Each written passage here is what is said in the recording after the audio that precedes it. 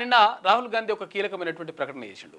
అంటే 21 సంవత్సరాల నుంచి నేను రాజకీయాల్లో ఉన్నా, అయినప్పటికీ ఓబీసీలకు రిజర్వేషన్లు కానీ ఓబీసీలకు సంబంధించినటువంటి ఆలోచన కానీ చేయలేకపోయినా ఒక చారిత్రక తప్పిదం జరిగిపోయింది, దాన్ని సరిదిద్దుకునేటువంటి ప్రయత్నం చేస్తా అని చెప్పిండు.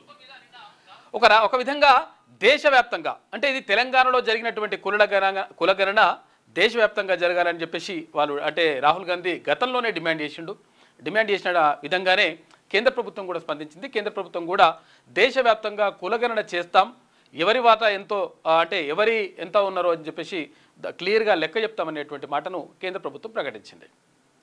అయితే మెత్తం మీద ఒక రకంగా తెలంగాణలో బీసీలకు మంచి రోజులు రాబోతున్నాయనేటువంటి ఒక సంకేతం మాత్రం కనిపిస్తూ ఉంది. ఎందుకనంటే అన్ని పార్టీలు కూడా అక్కడ భారతీయ జనతా పార్టీ రాష్ట్ర అధ్యక్షుడు రామచంద్రరావు ఆయన కూడా అంటున్నాడు, మేము పార్టీ పరంగా 42% రిజర్వేషన్ ఇస్తామని. పార్టీ పరంగా అవసరం లేదు సార్, మాకు కావాల్సింది రావాల్సినటువంటి వాటా. అయితే వాళ్ళు కాంగ్రెస్ పార్టీ వాళ్ళు ప్రకటించినట్టుగా 42% రావాలి. అంటే అసలు యాక్చువల్గా నిజంగా జనాభా దామాషా రావాల్సి ఉంటే ఇప్పుడు ప్రభుత్వ లెక్కల ప్రకారం అయితే 56.33% రావాలి. లేదు నిజంగా ఉన్నటువంటి జనాభా లెక్కల ప్రకారమే రావాలనుకుంటే 61-62% ఏది రిజర్వేషన్ను బీసీలకు రావాలి. రిజర్వేషన్ కాదు, ఇంకా వాటా రావాల్సిందే, 100% వాటా రావాల్సిందే. కానీ మొత్తం నష్టపోతుంది ఎవరు అంటే ప్రధానంగా బీసీలు. కాబట్టి బీసీల్లో చైతన్యం వచ్చింది. ఈ చైతన్యం మొత్తం కూడా రాజకీయాల్లో ఒక కుదుపును కుదిపేస్తూ ఉంది. అన్ని పార్టీలు కూడా అనివార్యంగా తప్పని పరిస్థితుల్లో బీసీలకు 100% ప్రాధాన్యం కల్పించాలనేటువంటి మాటకు వచ్చేసినాయి. ఇంకా బీఆర్ఎస్ ఇంకా క్లారిటీలో లేనట్టుంది. ఇంకా పూర్తి స్థాయిలో కొంతమంది బీసీ నాయకుల చేత మీటింగ్ పెట్టించారు, అది వేరే విషయం. కానీ పూర్తి స్థాయిలో ఇంకా రానట్టుంది. అయితే మొత్తం మీద అన్ని పార్టీలు కూడా వచ్చేస్తూ ఉన్నాయి. అయితే ఏది ఏమైనప్పటికీ 100% బీసీలకు జరిగింది ఇంతకాలం అన్యాయమైనటువంటి మాటను అక్కడ రాహుల్ గాంధీ చెప్పడం అనేటువంటిది ఒక శుభ పరిణామంగా చెప్పుకోవచ్చు. అంటే ఇది అన్యాయం జరిగింది కాబట్టి దీన్ని సరిదిద్దుకుంటాం, తర్వాత భవిష్యత్తులో వాళ్ళకు మంచి అవకాశాలు వచ్చే విధంగా, తర్వాత వాళ్ళ వాటా వాళ్ళకు దక్కే విధంగా 100% చర్యలు తీసుకుంటాం అనేటువంటి మాటను చెప్పడం ఒక శుభ పరిణామంగా చెప్పుకోవచ్చు. ఇంకా మొత్తం మీద ఇక్కడ తెలంగాణలో జరుగుతున్నటువంటి మొత్తం కూడా రాజకీయం అంతా కూడా ప్రధానంగా బీసీ ఎజెండాగా చర్చ జరుగుతూ ఉంది. బీసీలకు 42% రిజర్వేషన్ కల్పించడం ఎలా? ఇప్పుడు తర్వాత ఇక్కడ ఏది స్థానిక సంస్థల ఎన్నికల్లో 42% ఇవ్వడం, తర్వాత విద్యా ఉద్యోగాల్లో కూడా 42% రిజర్వేషన్ కల్పించడం అనేటువంటిది ప్రధాన ఎజెండాగా మొత్తం చర్చ మాత్రం జరుగుతూ ఉంది. ఇది ఒక శుభ పరిణామం. తర్వాత దీన్ని నిజంగా మరి రిజర్వేషన్ ఇస్తారా ఇయ్యరా, తర్వాత ఇంకా ఏం జరుగుతుంది ఏం కథ అనేటువంటి విషయం పైన మరి తర్వాత చూసుకోవచ్చు. ఎందుకంటే అదంతా జరుగుతూ ఉంది, ఇంకా ఒక ప్రక్రియ ఒక కథా కార్యక్రమం కమావేశం నడుస్తూ ఉంది. కాబట్టి ఎవరి చిత్తశుద్ధి ఎంత, ఎవరు నిజంగా నిజాయితీగా బీసీల పక్షాన ఉన్నారు అనేటువంటి విషయాన్ని ప్రజలంతా కూడా గమనిస్తూ ఉన్నారు. కాబట్టి అదేం జరుగుతుందో చూద్దాం. ఇక మరోవైపు భారతదేశానికి ప్రధానమంత్రిగా ఉన్నటువంటి వాళ్ళలో అత్యధిక కాలం ప్రధానిగా ఉన్నటువంటి వాళ్ళలో మొదటి స్థానంలో మొదటి ప్రధాని జవహర్లాల్ నెహ్రూ ఉంటే, రెండో అత్యధిక కాలంగా రెండో వ్యక్తిగా ఇందిరాగాంధీ ఉంది. ఆ తర్వాత అంటే కాంగ్రెస్ పార్టీకి చెందిన వారే చాలామంది ప్రధానమంత్రులుగా ఉంటూ వచ్చిండ్రు. ఇక కొంచెం అంటే ఇక్కడ భారతీయ జనతా పార్టీ కానీ, తర్వాత ఇక్కడ జనతా పార్టీ కానీ, అట్లా కొన్ని పార్టీలకు సంబంధించినటువంటి వాళ్ళు తర్వాత అలయన్స్లో ఇట్లా కొంతమంది ప్రధానులుగా ఉంటూ వచ్చిండ్రు. అయితే మొదటి ప్రధాని జవహర్లాల్ నెహ్రూ ఎక్కువ కాలం అంటే ప్రధానమంత్రిగా ఉన్నటువంటి రికార్డు సృష్టించండి ఆయన. ఆ తర్వాత స్థానంలో అక్కడ ఇందిరాగాంధీ ఉంటే, ఇప్పుడు కాంగ్రెస్ పార్టీయేతర ప్రధాని ఎక్కువ కాలం ఉన్నటువంటి జాబితాలోకి ఇక్కడ నరేంద్ర మోడీ వచ్చేసిండ్రు. ఎందుకంటే ఇటు అక్కడ జవహర్లాల్ నెహ్రూ తర్వాత ఇందిరాగాంధీ ఉండే, ఇప్పుడు ఇందిరాగాంధీని దాటేసి ప్రధాని నరేంద్ర మోడీ రెండో స్థానంలోకి వచ్చేసిండు. ఎక్కువ కాలం భారతదేశానికి ప్రధానమంత్రిగా ఉన్నటువంటి వ్యక్తుల్లోకి వచ్చేసిండు. మరోవైపు అత్యధికంగా విదేశాల నుంచి అవార్డులు పొందినటువంటి వ్యక్తిగా కూడా రికార్డు సృష్టించిండు. తర్వాత అత్యధికంగా అంటే వివిధ దేశాల పార్లమెంట్లో మాట్లాడినటువంటి వ్యక్తిగా కూడా ప్రధానమంత్రి నరేంద్ర మోడీ నిలిచిండు. మొత్తం మీద ఒక రకంగా రికార్డులు అయితే మొత్తం ప్రధానమంత్రి నరేంద్ర మోడీ ఖాతాలో పడుతున్నట్టు కనిపిస్తూ ఉంది. ఇంకా చాలా విషయాలను మాట్లాడుకుందాం. ఇంకా ముసురు పడతా ఉంది, వానలు ఇంకా 2 రోజులు ఉండొచ్చేటువంటి మాట చెప్తా ఉన్నాయి వాతావరణ శాఖ. అయితే ఆ వానలు ఏందో గట్టిగా ఊర్లలో కొడితే మంచిగా ఉంటుండేనేమో. కొన్ని చోట్ల అయితే ఇంకా పొంగి పొర్లుతున్నాయి. అక్కడ కాకుండా కొంతవరకు ఊర్లలో కొడితే బాగుంటుంది. హైదరాబాద్లో లాంటి పట్టణాల్లో కొడతా ఉన్నాయి.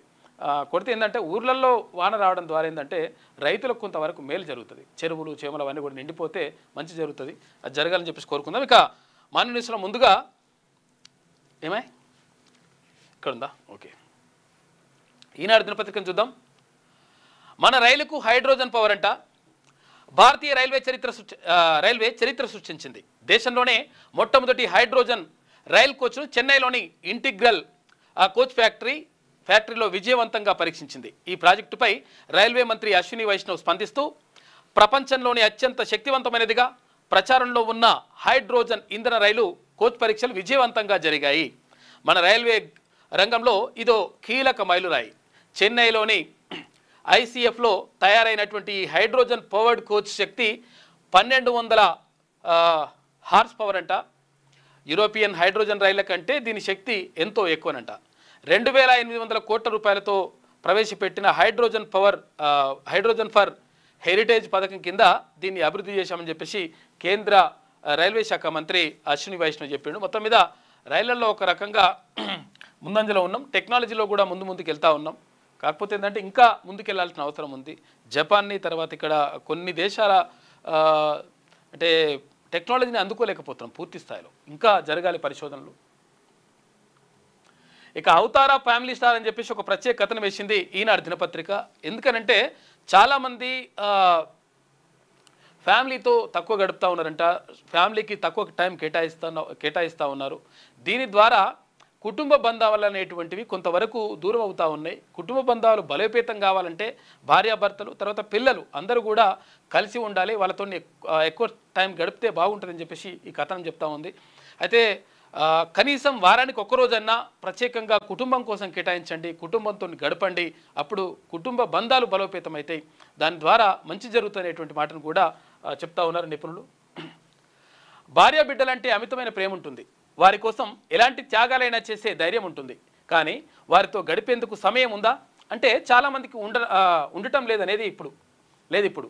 అయితే కనీసం వారాంతాల్లోనైనా కుటుంబంతో గడిపితే బంధాలు బలపడమే కాక సగం ఒత్తిడికి పరారవుతుందంటున్నారు అధ్యయనాలు చెప్తున్నాయంట. కుటుంబంతో మంచిగా గడిపితే ఇంకా కొంతవరకు ఒత్తిడి ఇవన్నీ కూడా తగ్గిపోతాయి అని చెప్పేసి. కుటుంబానికి తగిన సమయం కేటాయించలేకపోవడమే భార్యాభర్తల మధ్య దూరం పెరగడానికి, పిల్లల్లో 60% ఒత్తిడికి, భావోద్వేగాలకు కారణం అని చెప్పేసి ప్రపంచ ఆరోగ్య సంస్థ నివేదిక చెప్తోంది. ఇక వారానికి కనీసం ఒక రోజు పూర్తిగా కుటుంబంతో గడిపే వ్యక్తుల్లో మానసిక ఒత్తిడి 45% తగ్గుతుందంట, ఉత్సాహం పెరుగుతుంది అని చెప్పేసి ఆస్ట్రేలియా ఫ్యామిలీ హెల్త్ ఇన్స్టిట్యూట్ నివేదికలో వెల్లడించింది. మొత్తం మీద కుటుంబంతో ఎక్కువ గడపాలని చెప్తా ఉన్నారు వాళ్ళు. ఇక తరగని కబుర్ల తాతయ్య, నేస్తమై నిలిచే నానమ్మ, కనురెప్పలా కాచుకునే అమ్మ, ఇక సర్వం తానై నడిపించే నాన్న, అనురాగం పంచే అక్క, ఆప్యాయత పెంచే అన్న, ఇలా అనుబంధాలు ఆప్యాయతలతో ఒకప్పుడు కుటుంబాలు కలకలలాడేవి. కాలంతో పాటే పరిస్థితులు మారాయి. ఇప్పుడున్న చిన్న కుటుంబాల్లోనూ ఆప్యాయతలు కరువవుతున్నాయి. పని ఒత్తిళ్లు, క్షణం తీరికలేని వ్యాపకాలు, ఇంటికొచ్చాక చికాకులు, కాస్తంత తీరిక దొరికినా ఎవరికి వారు మొబైల్ పట్టుకొని వాళ్ళ ఫోన్లలో వాళ్ళ సొల్లే పెడుతున్నారు తప్ప ఇక్కడ పిల్లలతో గడపలేరట. పిల్లలకు కూడా నువ్వు తినరా బాబు, ఆ చందమామే రావే, జాబిలి రావే, ఇటువంటి ఇది ఒక పాట వాడి రాని చందమామను వచ్చేటట్టుగా వస్తనిది అనేటువంటి ఒక ఆలోచన, ఒక ఊహాజనితమైనటువంటి ఆలోచనని క్రియేట్ చేసి ఆ పిల్లలకు అప్పుడు తల్లి గోరుముద్దలు తినిపించేది. కానీ ఇప్పుడేం చేస్తున్నారంటే సెల్ ఫోన్ ముందర వాడేస్తున్నారు. సెల్ ఫోన్ ముందర వాడేసి వానికి ఇక వాడు ఇచ్చేస్తారు, వాడే ఇట్లా అంటాడు, వాడు వేలు తిప్పుతూ ఉంటాడు, ఇట్లా తిప్పుతుంటే కొత్త వేస్తూ ఉంటాయి, వాడే నవ్వుతుంటాడు, వాడే చేస్తుంటాడు, అప్పుడు తింటున్నాడు. దీని ద్వారా ఏమవుతుందంటే సరే అప్పటి వరకు మీకు కొంతవరకు ఉపశమనం లభించినా, అంటే పెద్దవాళ్ళకు వాళ్ళతో పెద్ద గోల లేకుండా ఉన్నా కానీ తర్వాత అది వ్యసనంగా మారేటువంటి ప్రమాదం ఉంటుంది. పిల్లలకు దాని ద్వారా మైండ్ మొత్తం కూడా ఇబ్బంది అవుతుందంట. కాబట్టి అది ఇవ్వకుండా పిల్లలతో గడిపేందుకు, తర్వాత కుటుంబంతో భార్యాభర్తలు కూడా ఎక్కువ టైం కేటాయించేందుకు సమయం కేటాయించండి. దీని ద్వారా ఒత్తిళ్లతో తగ్గిపోతాయి, తర్వాత కుటుంబ బంధాలు కూడా బలోపేతం అవుతాయి. లేకపోతే కొంతవరకు దూరం అయ్యేటువంటి ప్రమాదాలు కూడా ఉన్నాయని చెప్పేసి అధ్యయనాలు చెప్తా ఉన్నాయి. దానికోసం ఒక ప్రత్యేక కథనం వేసింది ఈనాడు దినపత్రిక. అవతారా ఫ్యామిలీ స్టార్ అని చెప్పేసి ఒక ప్రత్యేక కథనం. విద్యార్థుల ఆత్మహత్యలను నిలువరించాలి.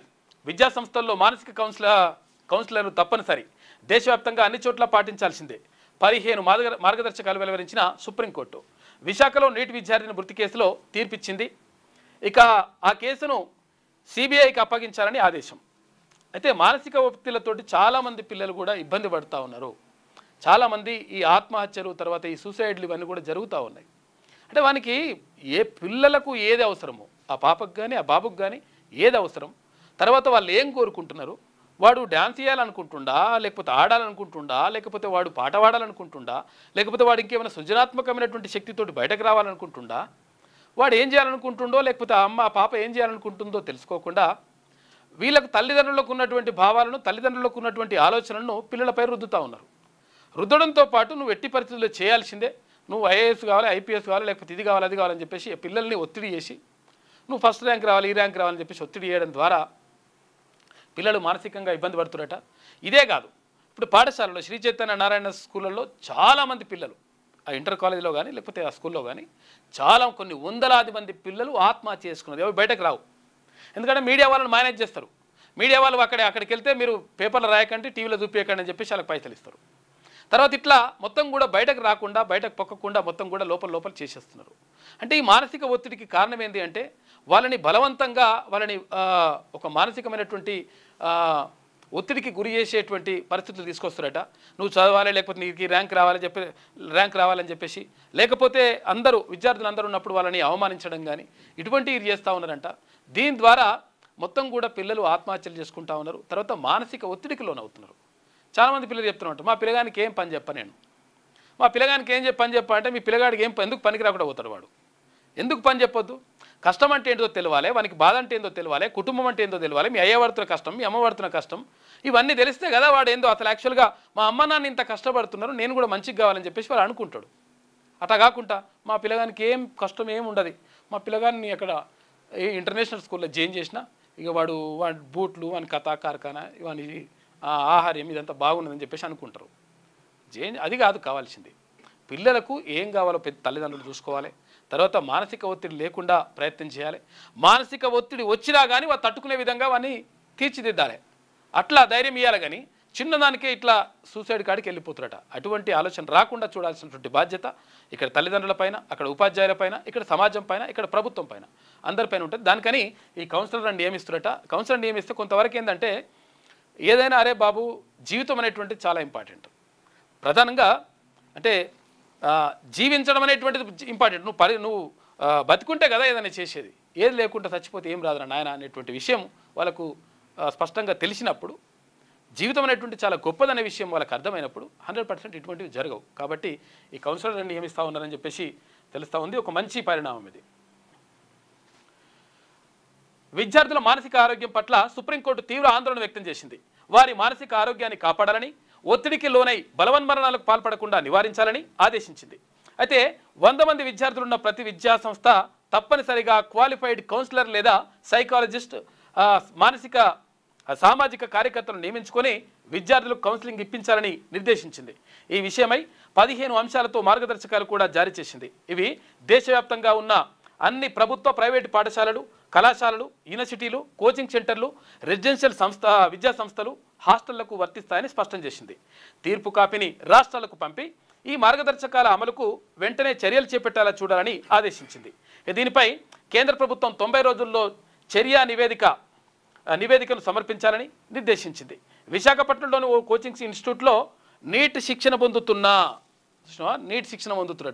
నీట్ శిక్షణ అంటే ఏంటి? ఇప్పుడు ఎంబీబీఎస్కు దానికి ప్రిపేర్ అవుతుంటారు కదా పిల్లలు, సీట్ రావడానికి ఆ శిక్షణ పొందుతున్నా.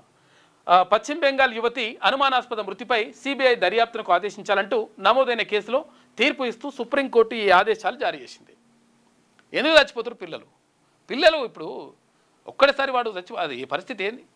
ఇట్లా దీనిపైన దృష్టి సారించాలి. తర్వాత ఇంకొకటి ఏంటంటే ఈ యాక్సిడెంట్ల పైన కూడా అవగాహన కల్పించాలి.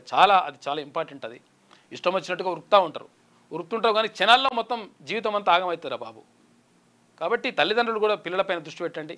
మీరు కూడా మద్యం తాగి వాహనాలు నడుపుతూ ఉంటారు, దీన్ని కూడా కంట్రోల్ చేసుకోవాలి. ఇక రాజ్యాంగంలోని అధికరణ 21 కల్పించే జీవించే హక్కులో మానసిక ఆరోగ్యం అన్నది అంతర్భాగం. దీన్ని దృష్టిలో పెట్టుకొని రాజ్యాంగంలోని అధికరణ 32 కింద ఉన్న అధికారాలను ఉపయోగించి విద్యార్థుల ప్రాథమిక హక్కుల అమలు కోసం ఉత్తర్వులు జారీ చేస్తున్నాం. ఈ తీర్పును కోర్టు ప్రకటించిన చట్టంగా పరిగణించి అమలు చేయాలి. ప్రభుత్వం దీనిపై ప్రత్యేక చట్టం కానీ రెగ్యులేటరీ ఫ్రేమ్వర్క్ కానీ జారీ చేసే వరకు అవే అమల్లోకి ఉంటాయి. మేము చెప్పినది శిరసా వహించాలని చెప్పేసి సుప్రీంకోర్టు చెప్తా ఉంది. ఒక మంచి మాట చెప్పింది, దీన్ని పాటిస్తే మంచిగా ఉంటుంది. ఇక బీసీ రిజర్వేషన్లను 2% తగ్గించిన ఘనత రేవంత్ రెడ్డిదే. ఇంతకు ముందున్న 34% 32% కుదించారు. ఇప్పుడు 42% అంటున్నా అందులో 10% వెళ్ళేది అసదుద్దీన్, అక్బరుద్దీన్, అజారుద్దీన్ లాంటి ధనిక ముస్లింలకే. ఇక మెట్రో రైల్ ప్రాజెక్టుపై సీఎం చెప్పేవన్నీ అబద్ధాలే. ఢిల్లీలో కేంద్ర మంత్రి కిషన్ రెడ్డి మాట్లాడుతూ ఉన్నారు. కిషన్ రెడ్డి గారు ఎప్పుడైనా ఇప్పుడు లక్షలు 34% ఉందని చెప్పేసి మీరు అనుకుంటున్నట్టున్నారు. మరి 34% ఎక్కడుందండి? 22.78%, 23% కూడా లేదు. మరి అటువంటి దాన్ని 32% ఉన్న 44% ఉన్నదని 32%. అంటే ఇక్కడ ఏది ఈ రిజర్వేషన్లలో ఎవరికి పోతే అని అంటున్నారు ఇప్పుడు కిషన్ రెడ్డి గారు? అంటే ఆయన చెప్పేది ఏంటంటే అసలు యాక్చువల్గా అజారుద్దీన్, అక్బరుద్దీన్, అసదుద్దీన్ అని చెప్పేసి అంటున్నారు. వీళ్ళందరూ కూడా ఓసీల కిందికి వచ్చేటట్టున్నారు వీళ్ళు అసలు యాక్చువల్ మ్యాక్సిమం. ఇక అసదుద్దీన్, అక్బరుద్దీన్ అయితే 100% ఓసీల కిందికే వస్తారు. అజారుద్దీన్ అంటే చూడాలి మరి ఇంకా బీసీ కిందికి వస్తారో. మరి వీళ్ళకి ఎట్లా వర్తిస్తాయి? మీరు అట్లా దాని ఏమంటారు, ఇష్టం వచ్చినట్టుగా ఇట్లా చెప్పేసి అట్లా అంటారు. అయితే అసలు యాక్చువల్గా మత ప్రాతిపదికన ఎట్టి పరిస్థితుల్లో రిజర్వేషన్ అనేటువంటివి లేదు, రాజ్యాంగ పరంగా లేదు, దాన్ని ఒప్పుకుందాం. కానీ వెనుకబాటు తనం ఆధారంగా తీసుకొని రిజర్వేషన్లు ఇవ్వచ్చు అనేటువంటి మాట చెప్పడం జరిగింది. వెనుకబాటు తనం ఆధారంగానే మాత్రమే మాట్లాడుతున్నారు. దానికి ఇప్పుడు 34% ఉంది, 32% ఏడుంది చూపిస్తావా? మెట్రో రైల్ ప్రాజెక్టుపై సీఎం చెప్పేవన్నీ అబద్ధాలే. ఢిల్లీలో కేంద్ర మంత్రి కిషన్ రెడ్డి అని చెప్పేసి ఎందుకు అబద్ధం? ఇప్పుడు ఏమంటారంటే మెట్రో రైలుకి సంబంధించి అక్కడ ఏపీకి అయితే 2 పట్టణాలలో, అక్కడ విశాఖపట్నంలో, ఇక్కడ విజయవాడలో 2 చోట్ల కూడా కావాల్సిన పైసలు ఎన్ని కావాలో తీసుకోరని చెప్పేసి అంటున్నారట. ఇక్కడ హైదరాబాద్ మెట్రో ఫేజ్ 2కి సంబంధించి మాత్రం పైసలు లేవని చెప్పేసి అంటున్నారు. మరి ఇటువంటి పరిస్థితి ఎందుకు వస్తూ ఉంది? కేంద్ర మంత్రులు అయి ఉండి మరి ఎట్లా ఏం చేస్తూ ఉన్నారు? రాష్ట్రానికి 8 మంది ఎంపీలను ఇచ్చినాం కదా తెలంగాణ రాష్ట్రం నుంచి, మరి బాధ్యత వహించాలి కదా. స్థానిక సంస్థల్లో బీసీ రిజర్వేషన్లను 2% తగ్గించిన ఘనత ముఖ్యమంత్రి రేవంత్ రెడ్డికే దక్కుతుందని కేంద్ర బొగ్గు గనుల శాఖ మంత్రి జి కిషన్ రెడ్డి ఎద్దేవా చేశారు. ప్రస్తుతం బీసీ రిజర్వేషన్లను 42% పెంచినట్లు ఆయన ఆర్భాటం చేస్తున్నా అందులో వాస్తవంగా వారికి వచ్చేది 32%, మిగిలిన 10% అసదుద్దీన్ ఓవైసీ, అక్బరుద్దీన్, తర్వాత అజారుద్దీన్, షబ్బీర్ అలీ లాంటి డబ్బున్న ముస్లింలకే వెళ్తాయని పేర్కొన్నారు. ఇది వాళ్ళు ఓసీల కిందకు వస్తారు, బీసీల కిందకు వచ్చేటి కొన్ని వేరే కులాలు ఉంటాయి. అక్కడ దూదేకుల వాళ్ళు, తర్వాత కొన్ని ఉంటాయి కులాలు, ఆ కులాలు వస్తాయి బీసీలకు. మతం ప్రాతిపదికన కాకుండా మొత్తం 42% రిజర్వేషన్లను నిజమైన బీసీలకు మాత్రమే వర్తింపజేయాలని డిమాండ్ చేశారు. బీసీలకు 100% ఇవ్వండి, బీసీలకు ఇంకో 10% పెంచండి, లేకపోతే పెద్దవి తప్పేమవుతుంది?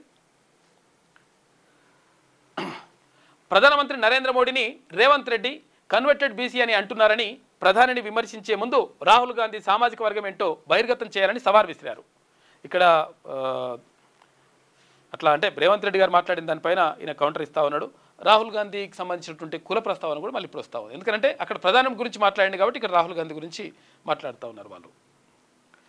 ఇక ఆయన శుక్రవారం ఇక్కడ తన నివాసంలో విలేకరులతో మాట్లాడినంటే ఢిల్లీలో కేంద్ర మంత్రి కిషన్ రెడ్డి మాల్దీవులకు 4,850 కోట్ల రూపాయలు రుణం ప్రకటించిన ప్రధానమంత్రి నరేంద్ర మోడీ అని చెప్పేసి ఒక వార్త కనిపిస్తూ ఉంది. ఇక ప్రధాని మోడీని ఆత్మీయంగా ఆలింగనం చేసుకుంటున్న మాల్దీవుల అధ్యక్షుడు ముయిజ్జు అని చెప్పేసి ఇక్కడ చిత్రాన్ని చూసుకోవచ్చు. ఇక ఇంజనీరింగ్ ఫీజుల విధి విధానాలకు కమిటీ అంట. ఇంజనీరింగ్ ఫీజులు ఆల్రెడీ అన్ని మొత్తం కొట్టేసిన తర్వాత పైసలన్నీ తీసుకున్నాక మంచిగా వాళ్ళ జేబులు వేసుకున్నాక లక్షలు వసూలు చేసినాక ఇప్పుడు కమిటీ చేస్తారట. చూసుకోరు ఇక ఎట్లున్నది లెక్క. ఫస్ట్ పేజ్ అయిపోయింది ఆల్రెడీ. తర్వాత మళ్ళీ ఇంకా కొన్ని సీట్లు పెంచుకోమని చెప్పి కూడా కాలేజీలకు అవి ఆదేశాలు ఇచ్చారు. ఇప్పుడు మళ్ళీ ఫీజుల గురించి ఇప్పుడు మాట్లాడుతున్నారు. ఇట్లుంటుంది అన్నట్టు లెక్క. అంతా అయిపోయిన తర్వాత ఇకపై ముఖ గుర్తింపుతో చేయూత పింఛన్లు ఉంటాయంట. అంటే ఫేషియల్ రికగ్నిషన్తో పింఛన్లు ఇస్తారంట. ఇది ఈనాడులో ఉన్నటువంటి ప్రధాన కథనాలు ఇక్కడ యాడ్ ఉన్నట్టుంది. ఇది వెలుగు చూస్తే హైదరాబాద్లో భారీ వర్షం, రాష్ట్ర వ్యాప్తంగా శుక్రవారం మోస్తారు నుంచి భారీ వర్షాలు పడ్డాయి. పలు జిల్లాల్లో ముసురు కొనసాగుతున్నది. వారం రోజులుగా కురుస్తున్న వర్షాలతో పల్లెల్లో వ్యవసాయ పనులు ఊపందుకున్నాయి. ఇక హైదరాబాద్లో శుక్రవారం సాయంత్రం భారీ వర్షం కురిసింది. దీంతో లోతట్టు ప్రాంతాలు జలమయమయ్యాయి. హుస్సేన్ సాగర్లో పూర్తి స్థాయి నీటి మట్టం 513.41 మీటర్లు కాగా రాత్రి వరకు నీటి మట్టం 513.20 మీటర్లకు చేరుకుంది. దీంతో వచ్చిన నీటిని తూముల ద్వారా మూసీలోకి వదులుతున్నారంట. ఫుల్ అయిపోయింది. హుస్సేన్ సాగర్ నిండాల్సినటువంటి స్థాయిలో నిండిందంట. దాంతో కిందికి వదులుతున్నారు నీళ్ళని. అక్కడ లోతట్టు ప్రాంతాలు ఉంటాయి చూడండి అసలు. ఎందుకంటే హుస్సేన్ సాగర్ అనేది ఆ కాలువలు పోయేటువంటి పరివాహక ప్రాంతాలు ఉంటాయి. అక్కడ కొంతవరకు జాగ్రత్తగా ఉండండి. ఎందుకంటే లోతట్టు ప్రాంతాల్లో ఉన్నటువంటి వాళ్ళు కొంచెం దాని దగ్గర ఉంటారు, మునిగిపోతాయి. ఇక బీసీల్లో 15% కులాలకే 15 కులాలకే రాజకీయ అవకాశాలు. మనం చెప్పినాక నిన్న మనం చెప్పలేదు మనం రెగ్యులర్గా. అసలు యాక్చువల్గా చాలా కులాలు కూడా కనీసం అక్కడ అందుకోలేకపోయినాయి, కనీసం దాన్ని తాకలేకపోయినాయి. ఈ వెనుకబాటు ఆధారం చూపించి 100% బీసీలకు రిజర్వేషన్ ఇచ్చుకునేటువంటి అవకాశం రాష్ట్ర ప్రభుత్వానికే ఉంటుంది. మొత్తం 128 కులాలకు గాను మిగిలిన వారెవరికి చట్టసభల్లో దక్కని ప్రాతినిధ్యం. దాదాపు 80 కులాలకు సర్పంచ్ పదవులు కూడా దక్కలేదు. 80 కులాలు, 50 కులాలు వాళ్లకు వార్డు మెంబర్ పదవి సైతం రాలేదు. చూసుకోరిగా లెక్క. 50 కులాలకు పీసీసీ సర్వేలో గుర్తింపు, అట్టడుగు కులాల వివరాలు సేకరణ, వచ్చే లోకల్ బాడీ ఎన్నికల్లో వాళ్లకు ప్రాధాన్యం ఇవ్వాలని చెప్పేసి ఆలోచన చేస్తూ ఉన్నారంట.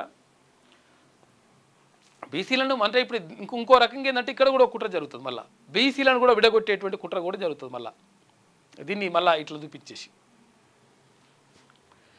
బీసీలోని అట్టడుగు కులాలు, సంచార జాతులకు కులగణన ఫలితాలు అందించేందుకు పీసీసీ కార్యాచరణ రూపొందిస్తుంది. ఇక కులగణన లెక్కల ఆధారంగా ఆ జాతులకు రాజకీయ ప్రాతినిధ్యం కల్పించాలన్న ఆలోచనలో ఆయా కులాల వివరాలను సేకరిస్తుంది. మొత్తం 128 బీసీ కులాలు ఉన్నట్లు ప్రభుత్వం గుర్తించగా అందులో ఇప్పటి వరకు 10 నుంచి 15 కులాలు మాత్రమే చట్టసభల్లో ప్రాతినిధ్యం లభించినట్లు పీసీసీ గుర్తించింది. మిగిలిన కులాల వారెవరూ చట్టసభల్లో అడుగు పెట్టలేదని సర్వే ద్వారా తెలుసుకుంది. కనీసం జిల్లా, మండల పరిషత్, సర్పంచ్ పదవులు కూడా దక్కని కులాలు దాదాపు 80 వరకు ఉన్నట్లు గుర్తించింది. దాదాపు 50 బీసీ సంచార జాతులకు చెందినటువంటి వారు ఇప్పటిదాకా పంచాయతీ వార్డు మెంబర్ కూడా ఎన్నిక కాలేదనే అంచనాలకు వచ్చిందంట. మనం ఈ విషయం చెప్పినాం. వెలుగు దినపత్రిక కూడా ఒక కథను రాసినట్టుంది. తెలంగాణతో మాది భావోద్వేగ బంధం. తెలంగాణ రాష్ట్ర ఏర్పాటులో సోనియా గాంధీ కీలక పాత్ర పోషించారు. దీంతో అక్కడి ప్రజలు, వారి భాష, సంస్కృతితో మాకు లోతైన భావోద్వేగ బంధం ఏర్పడింది. వాళ్ళ నీతి, నిజాయితీ అందరినీ కలుపుకొని పోయే తత్వం దేశానికి మార్గనిర్దేశం చేసింది అని చెప్పేసి రాహుల్ గాంధీ మాట్లాడిండు. ఇక తెలంగాణ కులగణన దేశ రాజకీయాల్లో సునామీ. దేశమంతా కులగణన కోసం పోరాడతామని చెప్పేసి రాహుల్ గాంధీ అంటా ఉన్నారు. ఇది సునామే కానీ అది పూర్తి స్థాయిలో చేస్తే ఇంకా మంచి సునామీ అవుతుండే. అదేమో కొంచెం అటు ఇటు చేసి ఆగం చేశారు. ఇంకా 50 లక్షల మంది లెక్కలే లేవు. ఇంకా డేటా ఎవరి దగ్గర ఉంటే వాళ్ళదే పవర్. ఆ డేటా తెలంగాణ సొంతం. ప్రైవేట్ రంగంలోనూ రిజర్వేషన్లు తేవాలి. 2004లో కులగణన ప్రభావాన్ని తెలుసుకోలేకపోయినా 2004లో నేను తెలుసుకునే ఉండే, అప్పుడు తెలుసుకోలేకపోయినా అని చెప్పేసి రాహుల్ గాంధీ అంటున్నాడు. తప్పు నాదే అయినా దాన్ని సరిచేసుకున్నా. ఓబీసీల చరిత్ర బయటకు రాకుండా ఆర్ఎస్ఎస్ కుట్ర. మోదీ ఉత్త షోమ్యాన్ బిల్డప్ ఇస్తుంటారు. ప్రాంతీయ భాషతో పాటు ఇంగ్లీషు ముఖ్యమే. భాగీదారీ న్యాయ సమ్మేళనంలో వ్యాఖ్యలు చేసిండు. ఇక్కడ అంటే ఎవరెంత వాళ్ళకంత వాటా ఇవ్వాలనేటువంటి భాగీదారీ న్యాయ సమ్మేళనం నిర్వహించిండ్రు.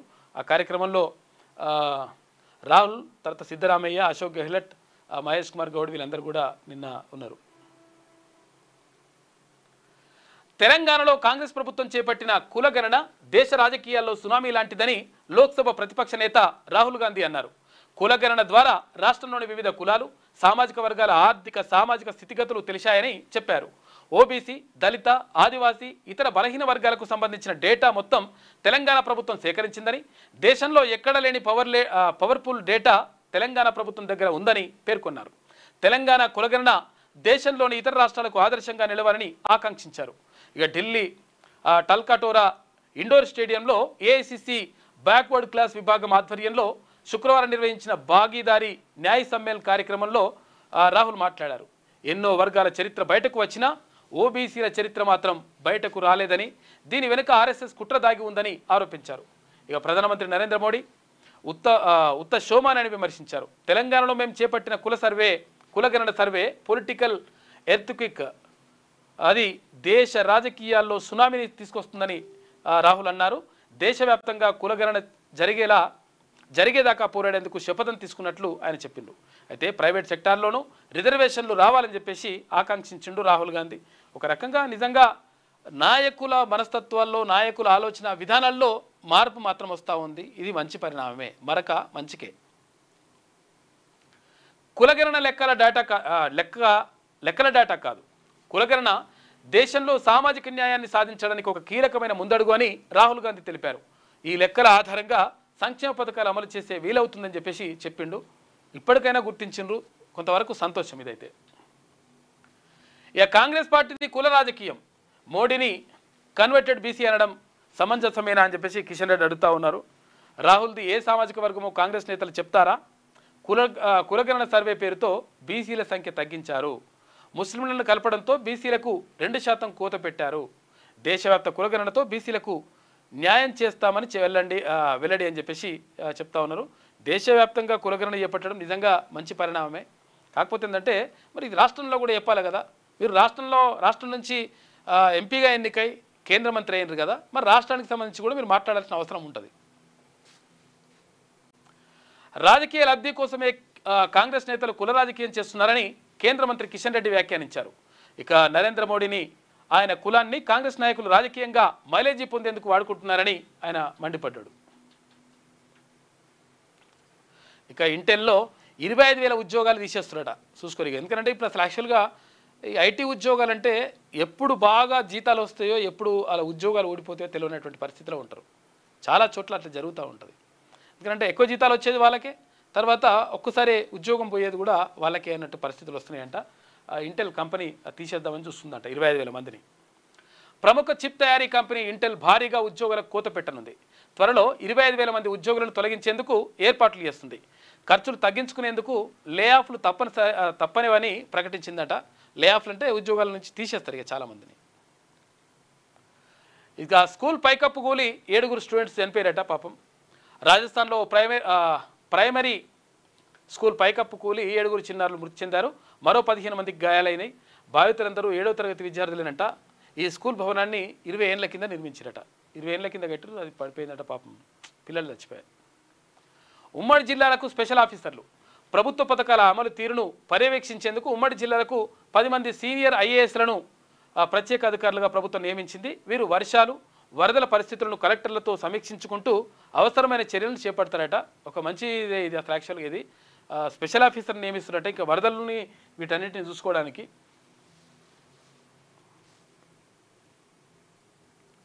దీని ద్వారా ఏమైతుందంటే ఇప్పుడు కలెక్టర్లకు కొంతవరకు భారం తగ్గే అవకాశం ఉంటుంది. ఎందుకంటే మొత్తం మీద కలెక్టర్లకే మొత్తం భారం అంతా వేసి ఇక్కడ పాలనా బాధ్యతలు చూసుకోవాలి, ఇవి చూసుకోవాలి అనుకుంటే 2 రకాల నష్టం జరుగుతుంది. కాబట్టి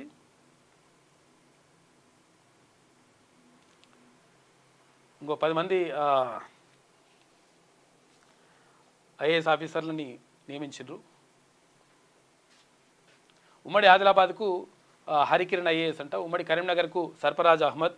ఉమ్మడి నల్గొండ జిల్లాకు అనితా రామచంద్రన్ ఐఏఎస్. ఇక ఉమ్మడి నిజామాబాద్ జిల్లాకు రాజీవ్ గాంధీ హనుమంతు. ఇక ఉమ్మడి రంగారెడ్డి జిల్లాకు దివ్య. ఉమ్మడి మహబూబ్నగర్ జిల్లాకు రవి. ఉమ్మడి వరంగల్ జిల్లాకు శశాంక. ఉమ్మడి మెదక్ జిల్లాకు ఏ శరత్. ఉమ్మడి ఖమ్మం జిల్లాకు సురేంద్ర మోహన్ వీళ్ళని నియమించినట. హైదరాబాద్ జిల్లాకు ఇలంబర్తి ఐఏఎస్ను ప్రత్యేక అధికారిగా నియమిస్తూ ఉత్తర్వులు జారీ చేసినారు. వీరు ఆల్రెడీ వేరే వేరే పదవుల్లో ఉన్నారు. వేరే శాఖలకు సంబంధించినటువంటి పనులు నిర్వహిస్తూ ఉన్నారు. వాళ్ళకి అదనపు బాధ్యతలు ఉన్నట్టున్నాయి వీళ్ళకి.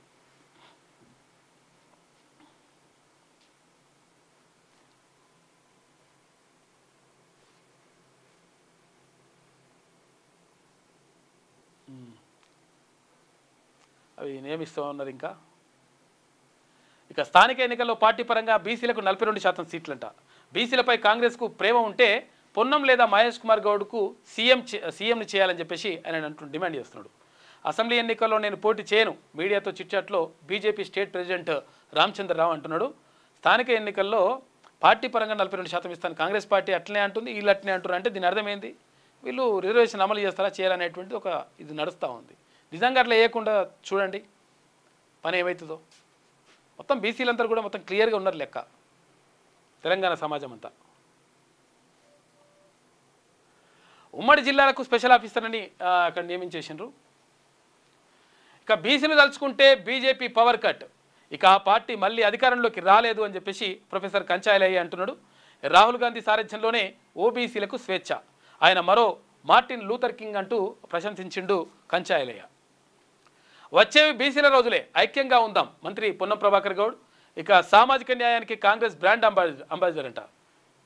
మంత్రివర్గ విస్తరణలో సామాజిక న్యాయం పాటించాం. ఎట్లా పాటించామన్నా? ఎంతమంది ఉండాలనే? మినిమం 42% చూసుకో. 56.33% మీరు చెప్పిన లెక్కల ప్రకారం పక్కకు పెడితే 42% చూసుకో. మినిమం 6 ఎంపీ ఏది మంత్రులు ఉండాలి కదా. మరి ఎంతమంది ఉన్నారని ఇప్పుడు మీరు కొండా సురేఖ గారు, ఇప్పుడు మొన్న కొండా సురేఖ గారు మొన్న ఎవరు ఇక్కడ మక్తల్ ఎమ్మెల్యేకు ఎవరు అదే శ్రీహరి, వాకిటి శ్రీహరి, ముగ్గురే ఉన్నారు. ఇంకే ఉన్నారు ఇక లెక్క. సామాజిక న్యాయం పాటించమని చెప్పేసి అన్యాయాన్ని న్యాయం అని చెప్తున్నాడు అన్న. మీరు మనుషులా పశువులా? ఏం తప్పు చేసిందని గెల్లు భార్యపై అటెంప్ట్ మర్డర్ కేసు పెట్టిండ్రు. పోలీసులపై కేటీఆర్ తీవ్ర వ్యాఖ్యలు చేసిండు. నువ్వు మంచినే ఉన్నావన్నా రామన్న. నిజంగా కూడా అసలు యాక్చువల్గా గెల్లు శ్రీనివాస్ యాదవ్ మంచి విద్యార్థి నాయకుడు, దాంట్లో ఏం సందేహం లేదు. మంచి వ్యక్తిత్వం ఉన్నటువంటి వ్యక్తి. ఆయన భార్య పైన కేసు పెట్టడం అది అంటే అసలు యాక్చువల్గా ఎందుకోసం పెట్టిండో తెలియదు, కానీ పెట్టడం కరెక్ట్ కాకుండొచ్చు. కానీ మీరు అధికారంలో ఉన్నప్పుడు, మీరు అధికారంలో కేసు మీ నాయన ముఖ్యమంత్రి ఉన్నప్పుడు, నువ్వు మంత్రిగా ఉన్నప్పుడు మా మీద అటెంప్ట్ మర్డర్ కేసులు అన్యాయంగా ఎన్ని కేసులు పెట్టలేదే? అప్పుడు గుర్తుకు రాలేదా? ఇదంతా కూడా పోలీసుల ద్వారా మేము ఇట్లా చేయిస్తున్నాము, వాళ్ళని మేము వాడుకుంటున్నామని చెప్పేసి అప్పుడు గుర్తుకు రాలేదా? ఇష్టం వచ్చినట్టుగా అరెస్టులు చేయిస్తారు, ఇష్టం వచ్చినట్టుగా అటెంప్ట్ మర్డర్ కేసులు పెడతారు. అక్కడ ఉస్మానియా యూనివర్సిటీలో అక్కడ మురళీ ముదిరాజ్ అని ఒక పిల్లగాడు ఉద్యోగం రాదు, అసలు నోటిఫికేషన్లు వస్తలేవని చెప్పేసి అక్కడ ఉస్మానియా యూనివర్సిటీలో ఉన్నటువంటి మానే హాస్టల్లో ఊరేసుకుని ఆత్మహత్య చేసుకుంటే, అక్కడికి అప్పుడు తెలుగుదేశం పార్టీలో ఉండే ఎవరు ఇప్పుడు ఒంటేరు ప్రతాప్ రెడ్డి గారు. ఒంటేరు ప్రతాప్ రెడ్డి అప్పుడు తెలుగుదేశం పార్టీలో ఉంటే అప్పుడు ఏది మీ నాయన మీద కేసీఆర్ మీద 3 సార్లు పోటీ చేసిండు. ఆయన మంచి గట్టి పోటీ ఇచ్చిండు. ఆయన అక్కడికి వాళ్ళూరే అన్నట్టు ఆ పిల్లగాంది మురళీ ముదిరాజ్ది వాళ్ళూరే. అయితే ఆయన కూడా పరామర్శిస్తేందుకు ఆ కుటుంబాన్ని, తర్వాత అక్కడ పరిస్థితి ఏందని చెప్పి చూస్తేందుకు ఆయన ఉస్మానియా సిటీకి వస్తే అక్కడ దర్వెళ్ళని, తర్వాత ఇక్కడ అద్దంకి దయాకరణ్, ఇక్కడ ఎవరు మానవతారాయ్, తర్వాత నేను, వీళ్ళందరం పోయి వాళ్ళకు కనీసం ఆ పిల్లగానికి ఏం లేదురా ఆయన, వాళ్ళ నాయన చచ్చిపోయిండు, వాళ్ళ తల్లే ఉన్నది, పాప మా తల్లి కూడా కూలినాలు చేసుకుంటుంది, ఆ పైసలు పంపించలేని పరిస్థితిలో ఉన్నామమ్మా అని చెప్పేసి ఒక లెటర్ రాసిండు ఆ పిల్లగాడు. రాసి ఆ పిల్లగాడు చచ్చిపోయిండు కాబట్టి ఆ కుటుంబానికి ఏమైనా ఆర్థిక సాయం ప్రభుత్వం నుంచి ప్రకటించాలని చెప్పేసి మేము అక్కడ కూర్చుంటే అటెంప్ట్ మర్డర్ కేసులు పెడతాయి. మరి న్యాయం అనిపించిందా నీకు? అంటే నువ్వు అధికారంలో ఉన్నప్పుడు అహంకారం, తర్వాత ఇది ఉన్నప్పుడు వేరు ఉంటుంది. ఇప్పుడు పెట్టినట్టు యాక్చువల్గా అన్యాయం అయి ఉండొచ్చు. గెల్లు శ్రీనివాస్ నిజంగా కూడా గెల్లు శ్రీనివాస్ యాదవ్ మంచి విద్యార్థి నాయకుడు, తర్వాత మంచి మనిషి, దాంట్లో ఏం సందేహం ఏం లేదు. కానీ మీరున్నప్పుడు ఇట్లా చేస్తే తప్పు ఎట్లా దాని అంటారు? ఎందుకు తప్పు అనిపించలేదు నీకు? ఇప్పుడేమో ఇట్లా అనిపిస్తుంది. మేము వాళ్ళ పేరు రాసి పెట్టుకుంటాం, పోలీసులై ఐఏఎస్ ఆఫీసర్ అని చెప్తున్నాడు ఆయన. రాసి పెట్టుకుంటావు అంటే పగలు ప్రతీకారాలు అయ్యి మొత్తం రాజకీయాలంటే నువ్వెందుకు చేయించినావు? ఇప్పుడు నువ్వే కదా ఇప్పుడు ఈ దారి వేసింది మీ నాయన, నువ్వే కదా. అంటే అందులో ఒకటే అది సంఘటనకు సంబంధించి, ఘటనకు సంబంధించి 4 ఎఫ్ఐఆర్లు నమోదు చేసిండ్రు. 4 ఎఫ్ఐఆర్లు నమోదు చేసి కేసు పెట్టిండ్రు. కేసు కొట్టుడు పోయింది, అయిపోయింది. అది అటెంప్ట్ మర్డర్ కేసులు అవన్నీ వెళ్ళిపోయినాయి. కానీ అంటే తప్పుడు కేసు అని నిరూపితం అయిపోయింది, వాళ్ళు అంతా కొట్టుడు పోయింది కేసు. కాకపోతే ఏంటంటే మీరు చేసిన కథ ఇది 7 ఏళ్ళు తిరిగినాం దానికి.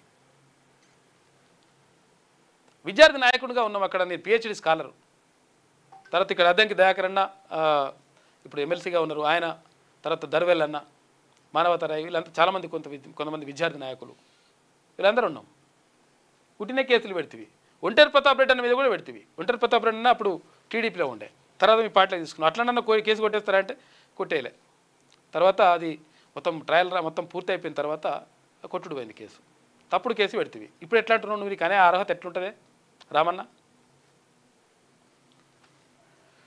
పోలీసులపై కేటీఆర్ తీవ్ర వ్యాఖ్యలు చేసిండు. 3 ఏళ్లలో అధికారంలోకి వస్తాం, అధికారులు లెక్క తేలుస్తామంట. చూసుకో, ఇక కలెక్టర్ అయినా వాని అయ్యా అయినా చూసుకో, పేర్లు రాసి పెట్టుకుంటామని వార్నింగ్ ఇచ్చిండు. రెడ్ బుక్ అని అక్కడ ఆంధ్రప్రదేశ్లో రాసి పెట్టిరట. ఇప్పుడు ఒక్కొక్కరు పని చేస్తున్నాడు, అట్లా అని రాసి పెడతా అని అంటున్నాడు. అధికారంలోకి రావాలిగా నువ్వు ఫస్ట్, వస్తే కదా లెక్క.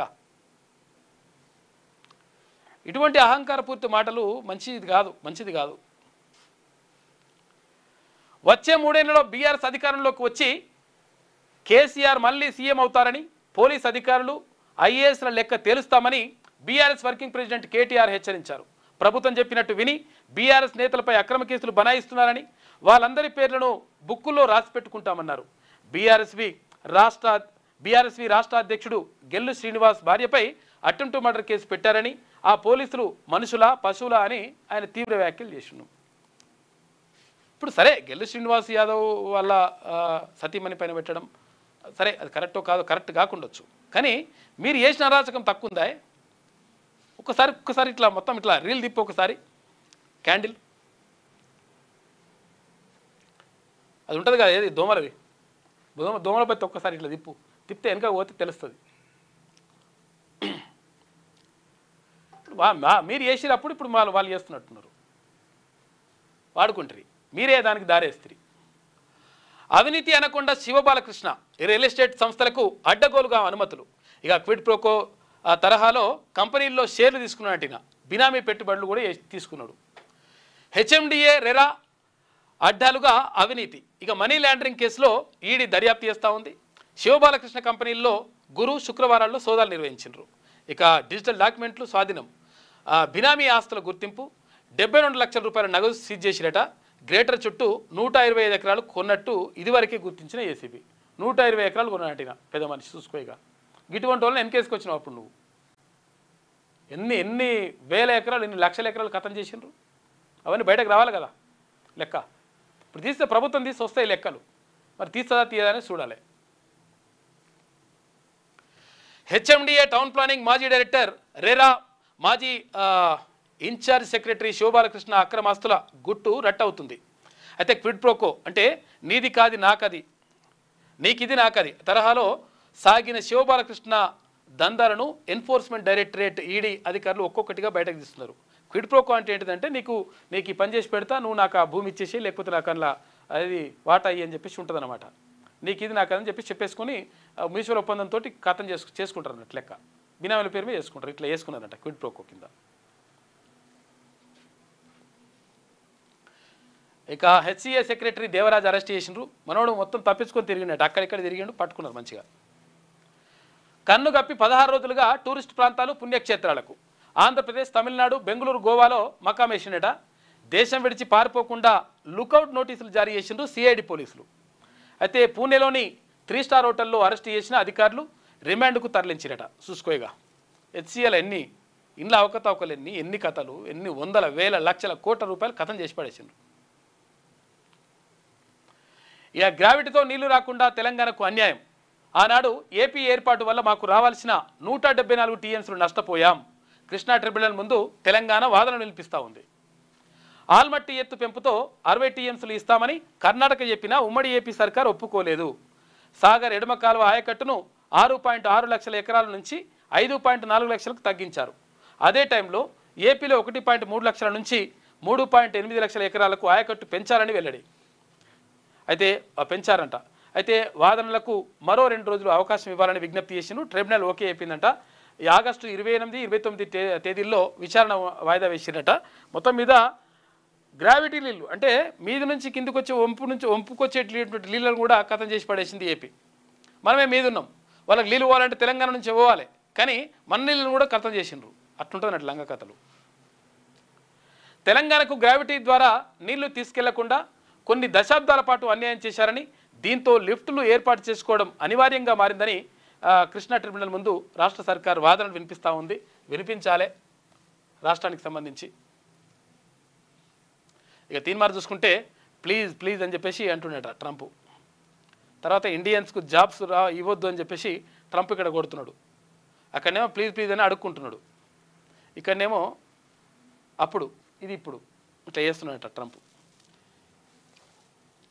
ఇక ఇది వెలుగులో ఉన్నటువంటి ప్రధాన కథనాలు అయితే ఒకసారి ఆంధ్రజ్యోతి చూద్దాం. ఇక వరంగల్ ఎయిర్పోర్టుకు 205 కోట్ల రూపాయలు విడుదల. టైటిల్ క్లియర్గా ఉన్న 15 మంది రైతులకు 13.74 కోట్ల రూపాయలు చెల్లింపు. ఇల్లు కోల్పోతున్న కుటుంబాలకిచ్చే పరిహారంపై రాని స్పష్టత. ఇక కోచి తరహాలో విమానాశ్రయం ఉంటుందని చెప్పేసి మంత్రి సురేఖ అంటున్నారు, కొండ సురేఖ.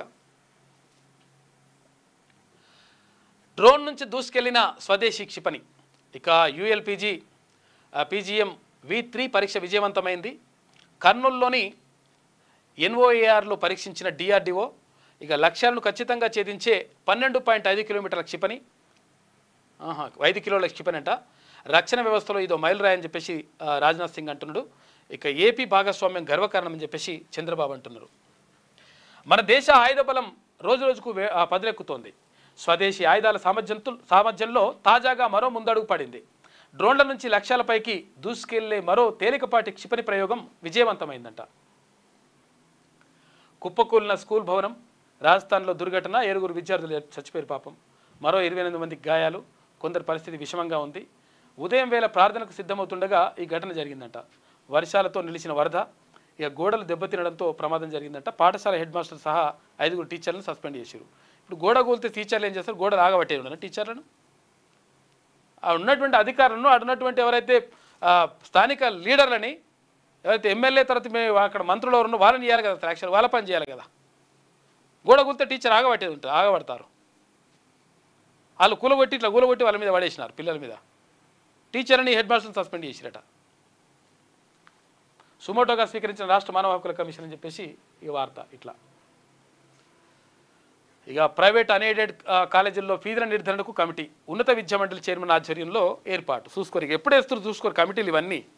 అక్కడ డిగ్రీ కాలేజీలో మొత్తం అన్నీ ఖతం అయిపోతున్నాయి, ఇక్కడ ఇంజనీరింగ్ కాలేజీలు ఇవి అయిపోతున్నాయి, అక్కడ మెడికల్ కాలేజీలో ఆ సీట్లన్నీ ఖతం అయిపోతున్నాయి. అంతా అయిపోయిన తర్వాత ఇప్పుడు కమిటీ వేసి మేము అన్ఎయిడెడ్ కాలేజీలల్లో ఫీజుల నిర్ధారణకు వస్తామని చెప్పేసి ఇప్పుడు కమిటీ చెప్తున్నది. ఈ కమిటీ సల్లకుండా అవి ఎట్లా ఎందుకు పెడుతుంది, కేడ పెడుతుంది, బొంద పెడుతుంది.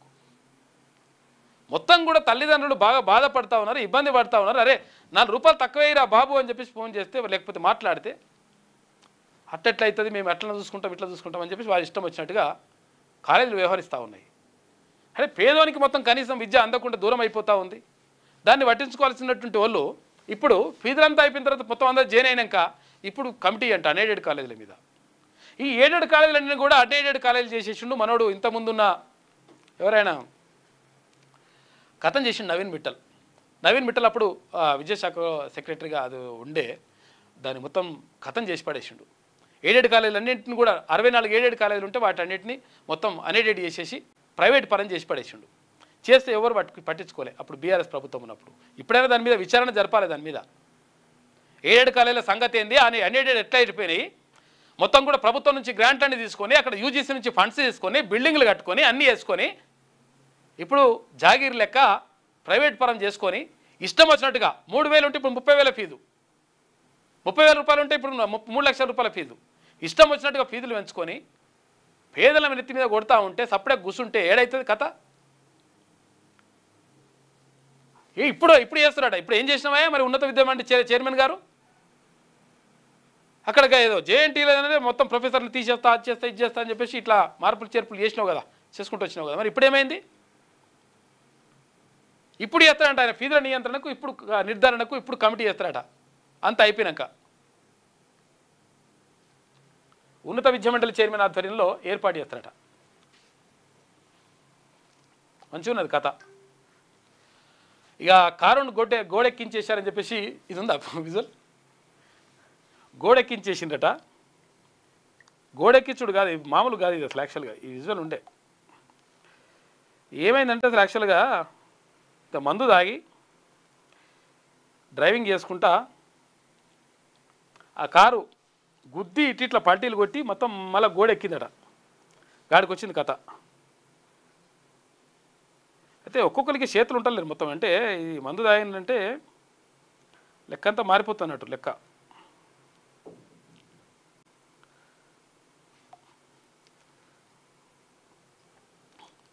మొత్తం గోడ మీద తీసుకుపోయారు మొత్తం కార్ని. ఉన్నదా ఎటువైనా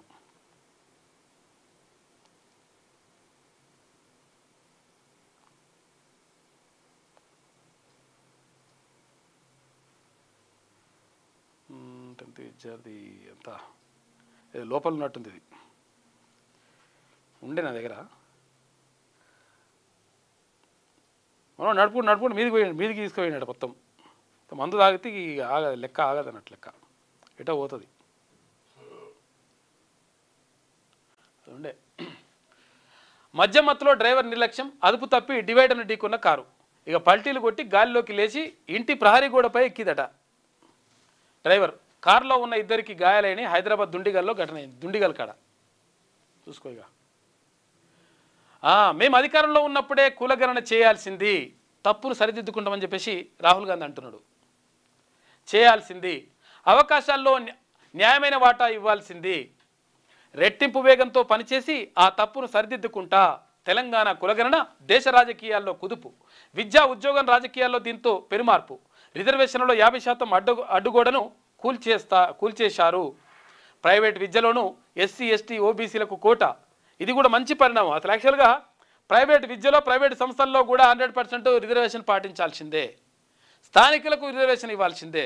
లేకపోతే ఇప్పుడు కంపెనీ ఎడుకలో వస్తే ఇక్కడ ఫార్మా కంపెనీలు అడ్డమైన కంపెనీలు పెట్టేసి మొత్తం ఇక్కడ భూమి నష్టం అవుతుంది, ఇక్కడ గాలి నష్టం అవుతుంది, మొత్తం వాతావరణం అంతా చెడిపోతుంది, భూములు అది మావి ఉంటాయి, స్థానికులకు కాకుండా వేరేటోళ్ళకు ఉద్యోగాలు ఇస్తుంది. ఇక్కడ ఇటువంటి పరిస్థితి జరుగుతుంది. ప్రైవేట్ విద్యలోనూ ఎస్సీ ఎస్టీ ఓబీసీలకు కోటా ఉంటుందంట.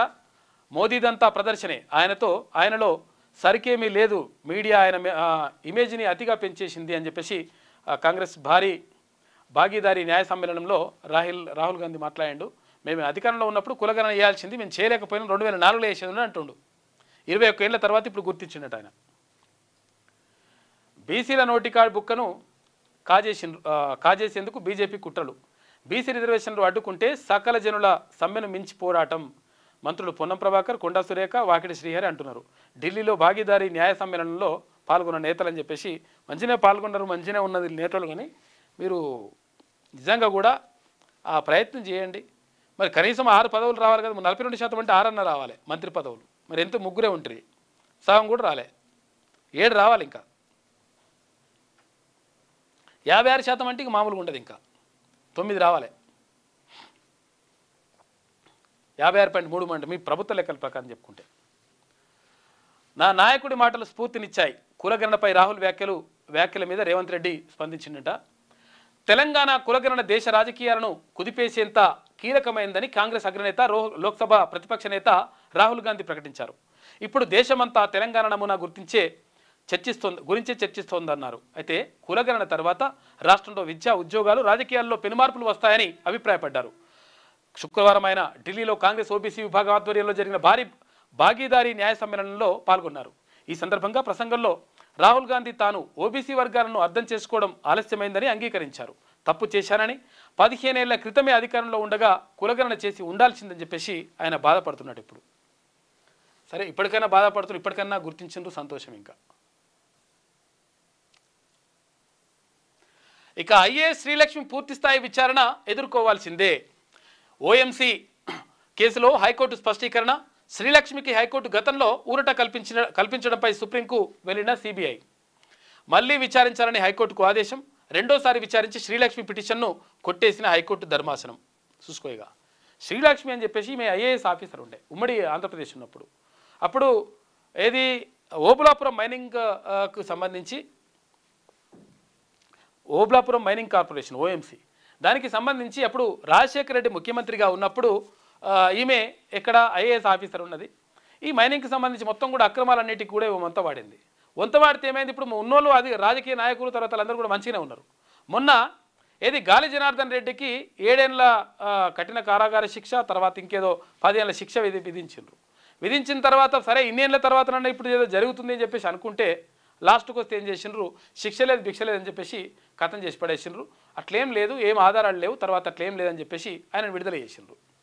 ఇప్పుడు అధికారి ఇప్పుడు అసలు యాక్చువల్గా ఇప్పుడు ఏపీలో ఉన్నది ఐఏఎస్ ఆఫీసరు, ఆమె అసలు యాక్చువల్గా చీఫ్ సెక్రటరీ కావాలి, అంత సీనియర్ ఆఫీసరు. కానీ ఈ కేసులు ఇరుక్కొని ఇప్పుడు ఈ కేసులు వచ్చి ఇష్టం వచ్చినట్టు సంతకాలు పెట్టేసి అటు ఇటు చేస్తే లాస్ట్కి వస్తే ఇప్పుడు మళ్ళా సుప్రీంకోర్టులో కూడా ఎట్టి పరిస్థితుల్లో విచారణ ఎదుర్కోవాల్సింది అని చెప్పేసి అక్కడ సిబిఐ చెప్తా ఉంది. సిబిఐ మళ్ళీ సుప్రీంకోర్టులో పిటిషన్ వేసింది. ఇంకా కూడా నడుస్తూనే ఉంది కేసు. రిటైర్ అయ్యేదాకా కూడా, రిటైర్ అయినాక కూడా ఇంకా కేసు పాపం నడుస్తూనే ఉంటుంది లెక్క. ఐఏఎస్ ఐపీఎస్ ఆఫీసర్ మేము ఏమైనా వేయొచ్చు, తర్వాత మేము అధికారంలో ఉన్నప్పుడు కొత్త అట్లా వేయచ్చు ఇట్లా వేయచ్చు అనుకుంటే ఇట్లా నడుస్తుంది కథ. ఎప్పుడో ఒకసారి అవుతుంది పని. కొంతమందికి, అందరికి కాదు, కొంతమంది మంచి ఆఫీసర్ కూడా ఉన్నారు. ఇప్పుడు మా యాదాద్రి భువనగిరి జిల్లా కలెక్టర్ ఉన్నాడు హనుమంతరావు గారు. ఆయన మంచి కొంచెం పేద పిల్లలు మంచిగా ఉండాలి, తర్వాత వాళ్ళు మంచిగా ఉండాలని కొంచెం కోరుకునే వ్యక్తి ఆయన. అటువంటి వాళ్ళు వేరు. ఇట్లా వేసిన వాళ్ళు ఇష్టం వచ్చినట్టుగా ప్రవర్తించిన వాళ్ళు మాత్రం వాళ్ళ పని అవుతుంది. ఇక ఆరోగ్యశ్రీలో 27% కిడ్నీ చికిత్సలే ఉన్నాయంట. చూసుకో, కిడ్నీ వ్యాధులు చాలామందికి వస్తూ ఉన్నాయి. నీళ్ళు తాక, లేకపోతే రకరకాలుగా తిండి అంటే దీంతో వస్తుందంట. కిడ్నీలను జాగ్రత్తగా చూసుకోండి. తర్వాత క్యాన్సర్లు వస్తూ ఉన్నాయి. ఇవన్నీ కూడా జాగ్రత్తగా చూసుకోవాలి. ఈ క్యాన్సర్ వస్తుందని చెప్తారు, కానీ ఆ క్యాన్సర్కు కారణాలు ఏంది చెప్పమంటే ఏ డాక్టర్ చెప్పడు. ఎందుకంటే చెప్తే ఇక మళ్ళీ వీళ్ళు జాగ్రత్త పడితే ఎట్లా అనుకుంటారో మరి ఏమనుకుంటారో తెలియదు. కానీ ఇప్పటి వరకు క్యాన్సర్ కారణాలు ఏంటంటే 1,00,000 కారణాలు ఉన్నాయి. కర్ణుని సావు లెక్క అంటారు. మళ్ళీ 1,00,000 కారణాలు ఏంది? ఇప్పుడు అసలైన కారణాలు ఏదైనా ఉండాలి కదా లెక్క. ఈ రోగం రావాలంటే ఇది ఉంటుంది కదా లెక్క. అదేం చెప్పారు మళ్ళీ. ఆరోగ్యశ్రీలో 27% ఇవ్వనుంటాయి కిడ్నీకి సంబంధించినవి. పాపం దారుణమైనటువంటి పరిస్థితులు ఉంటాయి వాళ్ళవి. ఎందుకంటే వాళ్ళకు ఇక్కడ డయాలసిస్కి వచ్చే పేషెంట్లను చూస్తే బాధ అనిపిస్తుంది. వాళ్ళు కనీసం ఇది కూడా లెట్రిన్ ఇవన్నీ కూడా పోలేకపోతారు. వాళ్ళు మొత్తం కూడా తీసేయాలి. ఎప్పటికప్పుడు దాన్ని క్లీన్ చేయాలంటే మిషన్తో చేయాలి, మిషన్తో గుంజాలి. అట్లా తిన్నది కూడా చాలా ఇబ్బంది. అంటే ఒక నరకయాతన అనుభవిస్తారు. అటువంటి వాళ్ళకు 100% ప్రభుత్వం అండగా ఉండాలి. కిడ్నీ బాధితులకు కానీ ఇక్కడ వీళ్ళకు కిడ్నీ వాళ్ళకు, తర్వాత ఇంకోటి ఏంటంటే ఈ క్యాన్సర్ బాధితులకు కూడా చాలా పాపం చాలా బాధలు పడుతూ ఉంటారు వాళ్ళు. మళ్ళీ అత్యధికంగా ఖర్చుతో కూడుకున్నటువంటి వ్యవహారం ఈ క్యాన్సర్ బిన్సర్ అంటే. ఇక తర్వాత స్థానంలో క్యాన్సర్, తర్వాత పాలిట్రామా ఉందంట. ఏడాదిన్నరలో 10.70 లక్షల చికిత్సలు జరిగినాయి. 5 విభాగాల్లోనే 6.55 లక్షల కేసులు. ఆరోగ్యశ్రీలో 461కి పెరిగిన ప్రైవేటు ఆసుపత్రులట. ఇక ఎంపానల్ కోసం పోటీ పడుతున్న వైనం. 27% కేసులు ఇవే వస్తున్నాయట కిడ్నీ. రాష్ట్రంలో ఆరోగ్యశ్రీ కింద అందించే వైద్య చికిత్సల్లో మూత్రపిండాలకు సంబంధించిన కేసులే ఎక్కువగా ఉంటున్నాయి. మొత్తం కేసుల్లో 27% ఇవే ఉన్నాయి. ఆ తర్వాత స్థానంలో క్యాన్సర్ కేసులున్నాయి. ఆరోగ్యశ్రీ కింద అందించే వైద్య చికిత్సల్లో 52% కేసులు కిడ్నీ, క్యాన్సర్, పాలిట్రామా సంబంధించినవే ఉంటున్నాయి. కిడ్నీ 27%, క్యాన్సర్ 17%, పాలిట్రామా 8% ఉంటున్నాయి. రాష్ట్రంలో ఆరోగ్యశ్రీ కింద కేవలం 18 నెలల్లోనే రికార్డు స్థాయిలో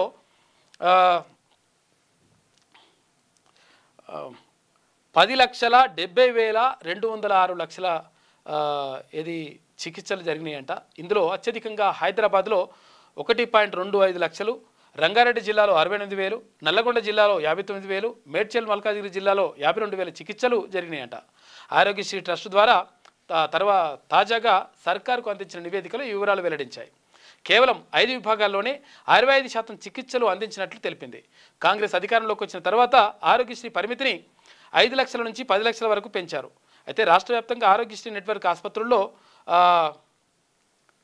1,042 సర్కారీ దవాఖానాలు ఉండగా ప్రైవేట్ ఆసుపత్రుల సంఖ్య 461 పెరిగిందట. అంతేగాక చికిత్సల రేట్లను కూడా పెంచిండ్రు. దీంతో ప్రైవేట్ ఆసుపత్రుల్లో బాగా జరుగుతున్నాయి అంటే ఇవన్నీ కూడా.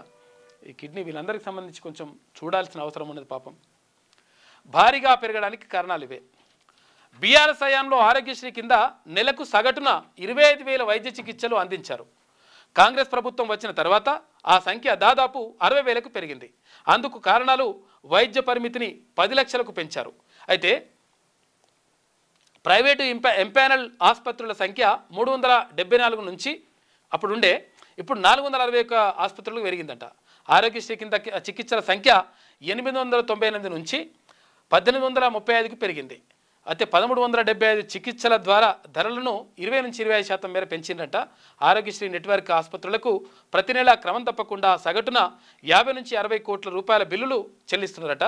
దీంతో గతంలో ఆరోగ్యశ్రీ సేవలను నిలిపేసిన ప్రైవేట్ ఆసుపత్రులు సైతం మళ్ళీ తిరిగి ఆ సేవలను కొనసాగించడానికి ఓకే అయిపోతున్నాయట.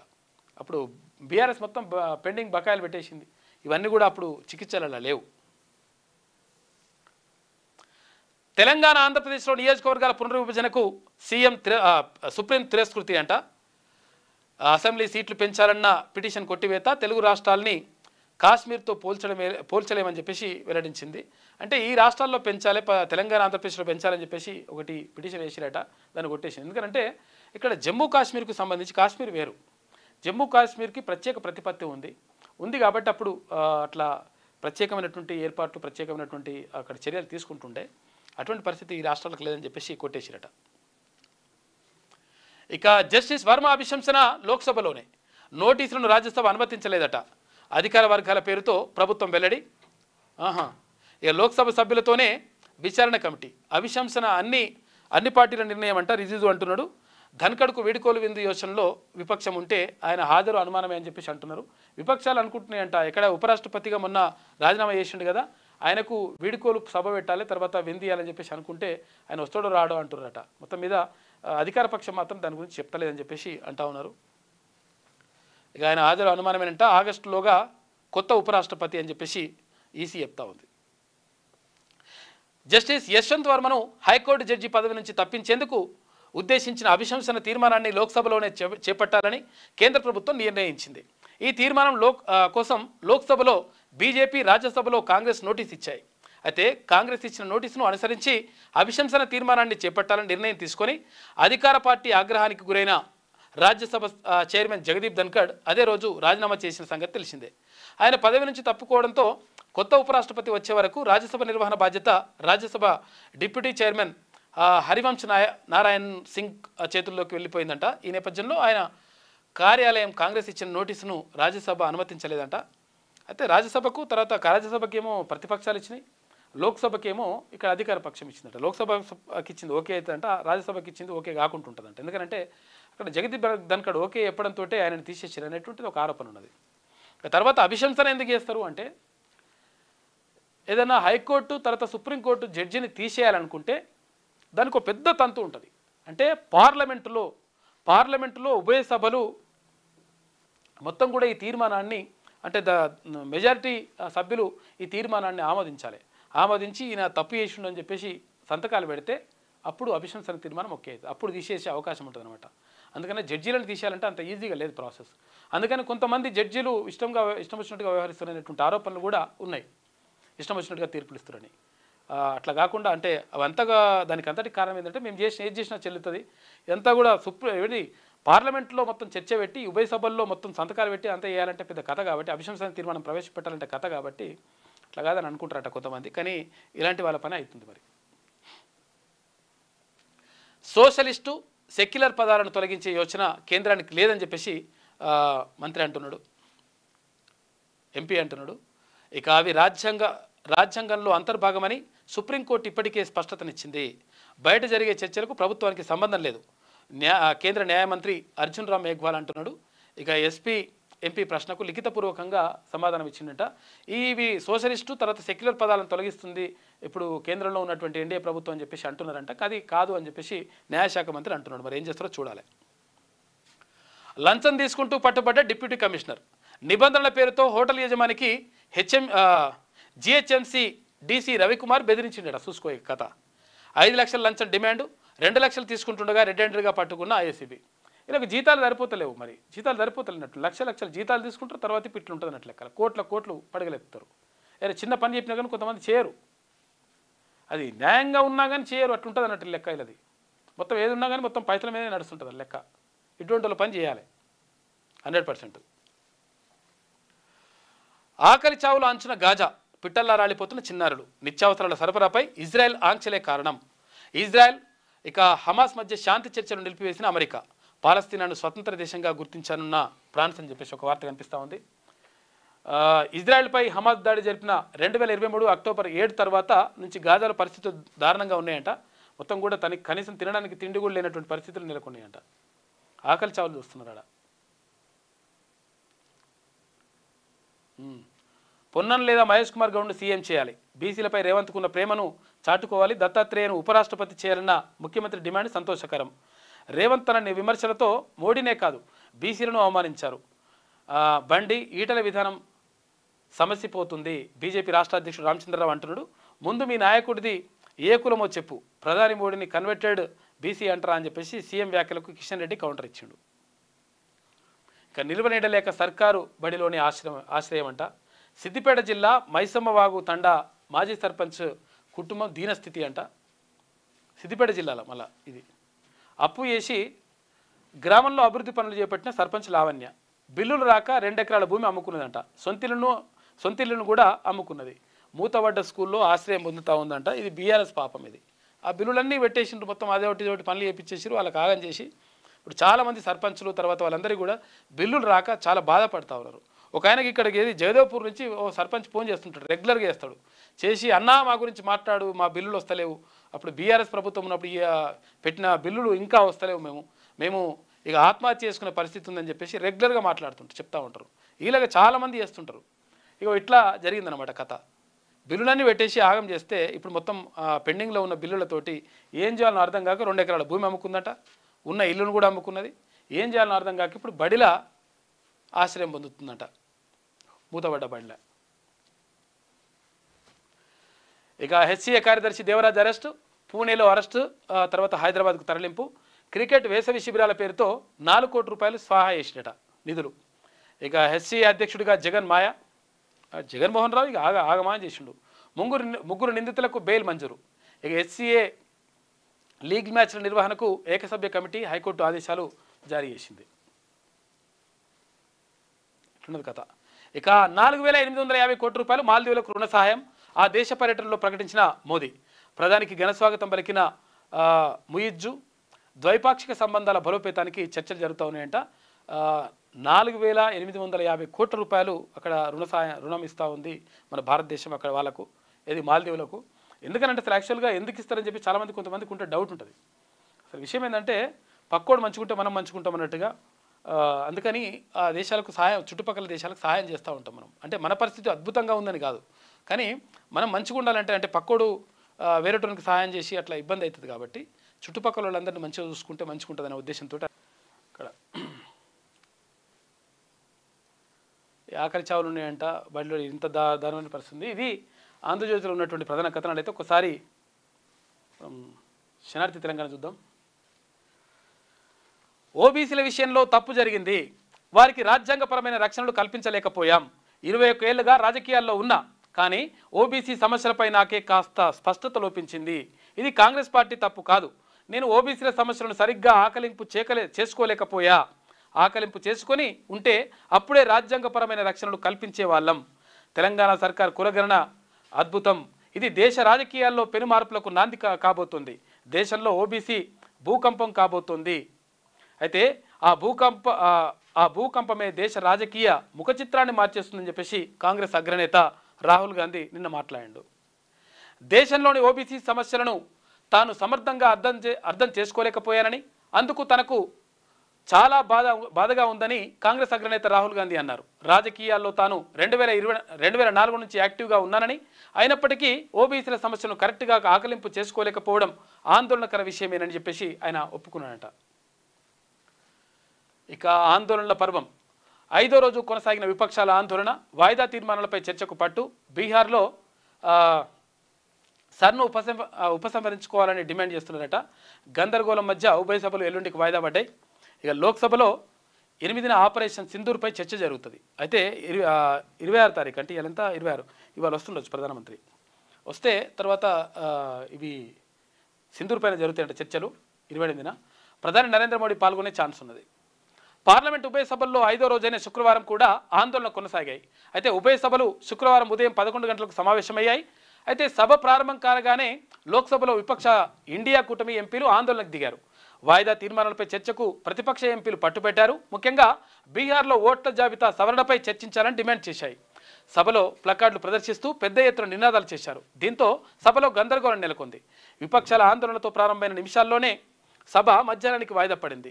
ఎలాంటి చర్చ లేకుండానే మధ్యాహ్నం 2 గంటలకు వరకు దిగువ సభను వాయిదా వేస్తున్నట్లు స్పీకర్ ఓం బిర్లా ప్రకటించారు. ఆ తర్వాత సభను సోమవారానికి వాయిదా వేస్తున్నట్లు స్పీకర్ ప్రకటించిందట. Indira record break. అత్యధిక కాలం పనిచేసిన పీఎంగా మోడీ రికార్డు సృష్టించిండు. 4077 రోజులు ప్రధానిగా ఉన్న ఇందిరా నిన్నటితో ఆ రికార్డును బ్రేక్ చేసిన మోడీ అని చెప్పేసి ఒక వార్త కనిపిస్తూ ఉంది. ప్రధానమంత్రి నరేంద్ర మోడీ మరో రికార్డు సృష్టించారు. దివంగత పీఎం ఇందిరాగాంధీపై ఉన్న రికార్డును మోడీ బ్రేక్ చేశారు. ప్రధానిగా దేశాన్ని ఇందిరాగాంధీ 4077 రోజులు పాలించగా మోడీ శుక్రవారంతో ఆ రికార్డును బద్దలు కొట్టారు. నిన్నటితో మోడీ దేశాన్ని ఏకధాటిగా 4078 రోజులు పాలించిన కొత్త పీఎంగా రికార్డులోకి ఎక్కిండు. అయితే ఇప్పటికైతే ఇంకా కూడా మొదటి ప్రధానిగా ఉన్నటువంటి జవహర్లాల్ నెహ్రూ ఎక్కువ కాలం దేశానికి ప్రధానమంత్రిగా ఉన్నటువంటి పీఎంలో ఉన్నాడు. ఆ తర్వాత ఇందిరాగాంధీ ఉండే, ఆ ఇందిరాగాంధీ ఇది రికార్డును బ్రేక్ చేసిండు ప్రధానమంత్రి నరేంద్ర మోడీ. ఇప్పుడు 2వ స్థానంలో ఉన్నారు ఆయన. ఓబీసీల విషయంలో తప్పు జరిగింది, వారికి రాజ్యాంగపరమైన రక్షణలు కల్పించలేకపోయాం అని చెప్పేసి ఇక్కడ రాహుల్ గాంధీ అంటున్నాడు. నేతలందరి నోట బీసీ పాటే, కానీ రాగాల్లోనే తేడాలు వస్తున్నాయి. బీసీ రిజర్వేషన్లపై ఎడతెరగని రాజకీయ యుద్ధం, కంప్లీట్ పొలిటికల్ రత్న తీసుకున్న బీసీ రిజర్వేషన్ వ్యవహారం ఇక సామాజిక న్యాయ ఉద్యమంగా మార్చాలంటున్న మేధావులు. తెలంగాణలో స్థానిక సంస్థల ఎన్నికలు సమీపిస్తున్న కొద్దీ వెనుకబడిన తరగతులు అంటే బీసీ రిజర్వేషన్ అంశం రాజకీయాల్లో కేంద్ర బిందువుగా మారింది. రాష్ట్రంలోని ప్రధాన రాజకీయ పార్టీలన్నీ బీసీలను తమ ఎజెండాగా చేసుకుని ముందుకు సాగుతున్నాయి. గత కొంతకాలంగా బీసీ రిజర్వేషన్ చుట్టూ తిరుగుతున్న రాజకీయం ఇప్పుడు పూర్తి స్థాయిలో పొలిటికల్ టర్న్ తీసుకుంది. ఇక తెలంగాణలో ఏ నాయకుడిని చూసినా, ఏ పార్టీని గమనించినా మొత్తం కూడా బీసీల మాటే మాట్లాడుతూ ఉన్నారు. ఎందుకంటే అనివార్యమైంది, ఇప్పుడు అనివార్యత క్రియేట్ కాబడింది. కాబట్టి ఇక్కడ తీర్మాన్ మల్లన్న తీసుకున్నటువంటి నిర్ణయం కానీ, తీర్మాన్ మల్లన్న చేసినటువంటి పోరాటం కానీ నిజంగా కూడా యాక్చువల్గా అంటే చాలామంది అంటారు ఇక అట్లేం లేదు, ఇట్లా అయిపోయింది, ఇట్లా అయిపోయింది, ఎట్లా అయిపోతుంది నాన్న. ఎవరైనా మాట్లాడితే, ఎవరైనా గట్టిగా నిలబడితే 100% ఇక్కడ అన్యాయం జరిగిందనే విషయాన్ని మనం క్లియర్గా ఆధారాలతోటి ప్రజలకు చెప్తే, ప్రజల్లో చైతన్యం వస్తే 100% ఇదే జరుగుతుంది. అదే ఇప్పుడు డ్రోన్ ద్వారా క్షిపణి ప్రయోగం. తీర్మాన్ మల్లన్న మాట్లాడకపోతే ఇంకెవరు కూడా తిరిగి మాట్లాడలేదు, ఎవరు కూడా దీని గురించి మాట్లాడడానికి. అంటే గతంలో కూడా చాలామంది నాయకులు ఉద్యమం చేసిండ్రు, తర్వాత దాని గురించి ప్రయత్నం చేసిండ్రు, కానీ ఎక్కువ శాతం ఎక్కడ ఫీజు రీంబర్స్మెంట్లు, లేకపోతే స్కాలర్షిప్లు, లేకపోతే హాస్టల్లో బలోపేతం, ఇటువంటి వాటిపైన ఎక్కువ దృష్టి పెట్టింది తప్ప రాజ్యాధికారం దిశగా దృష్టి పెట్టినటువంటి సందర్భాలు చాలా తక్కువ, అసలు లేవు అని చెప్పుకోవాలి. ఇప్పుడు బీసీ ఉద్యమం బలపడతా ఉంది.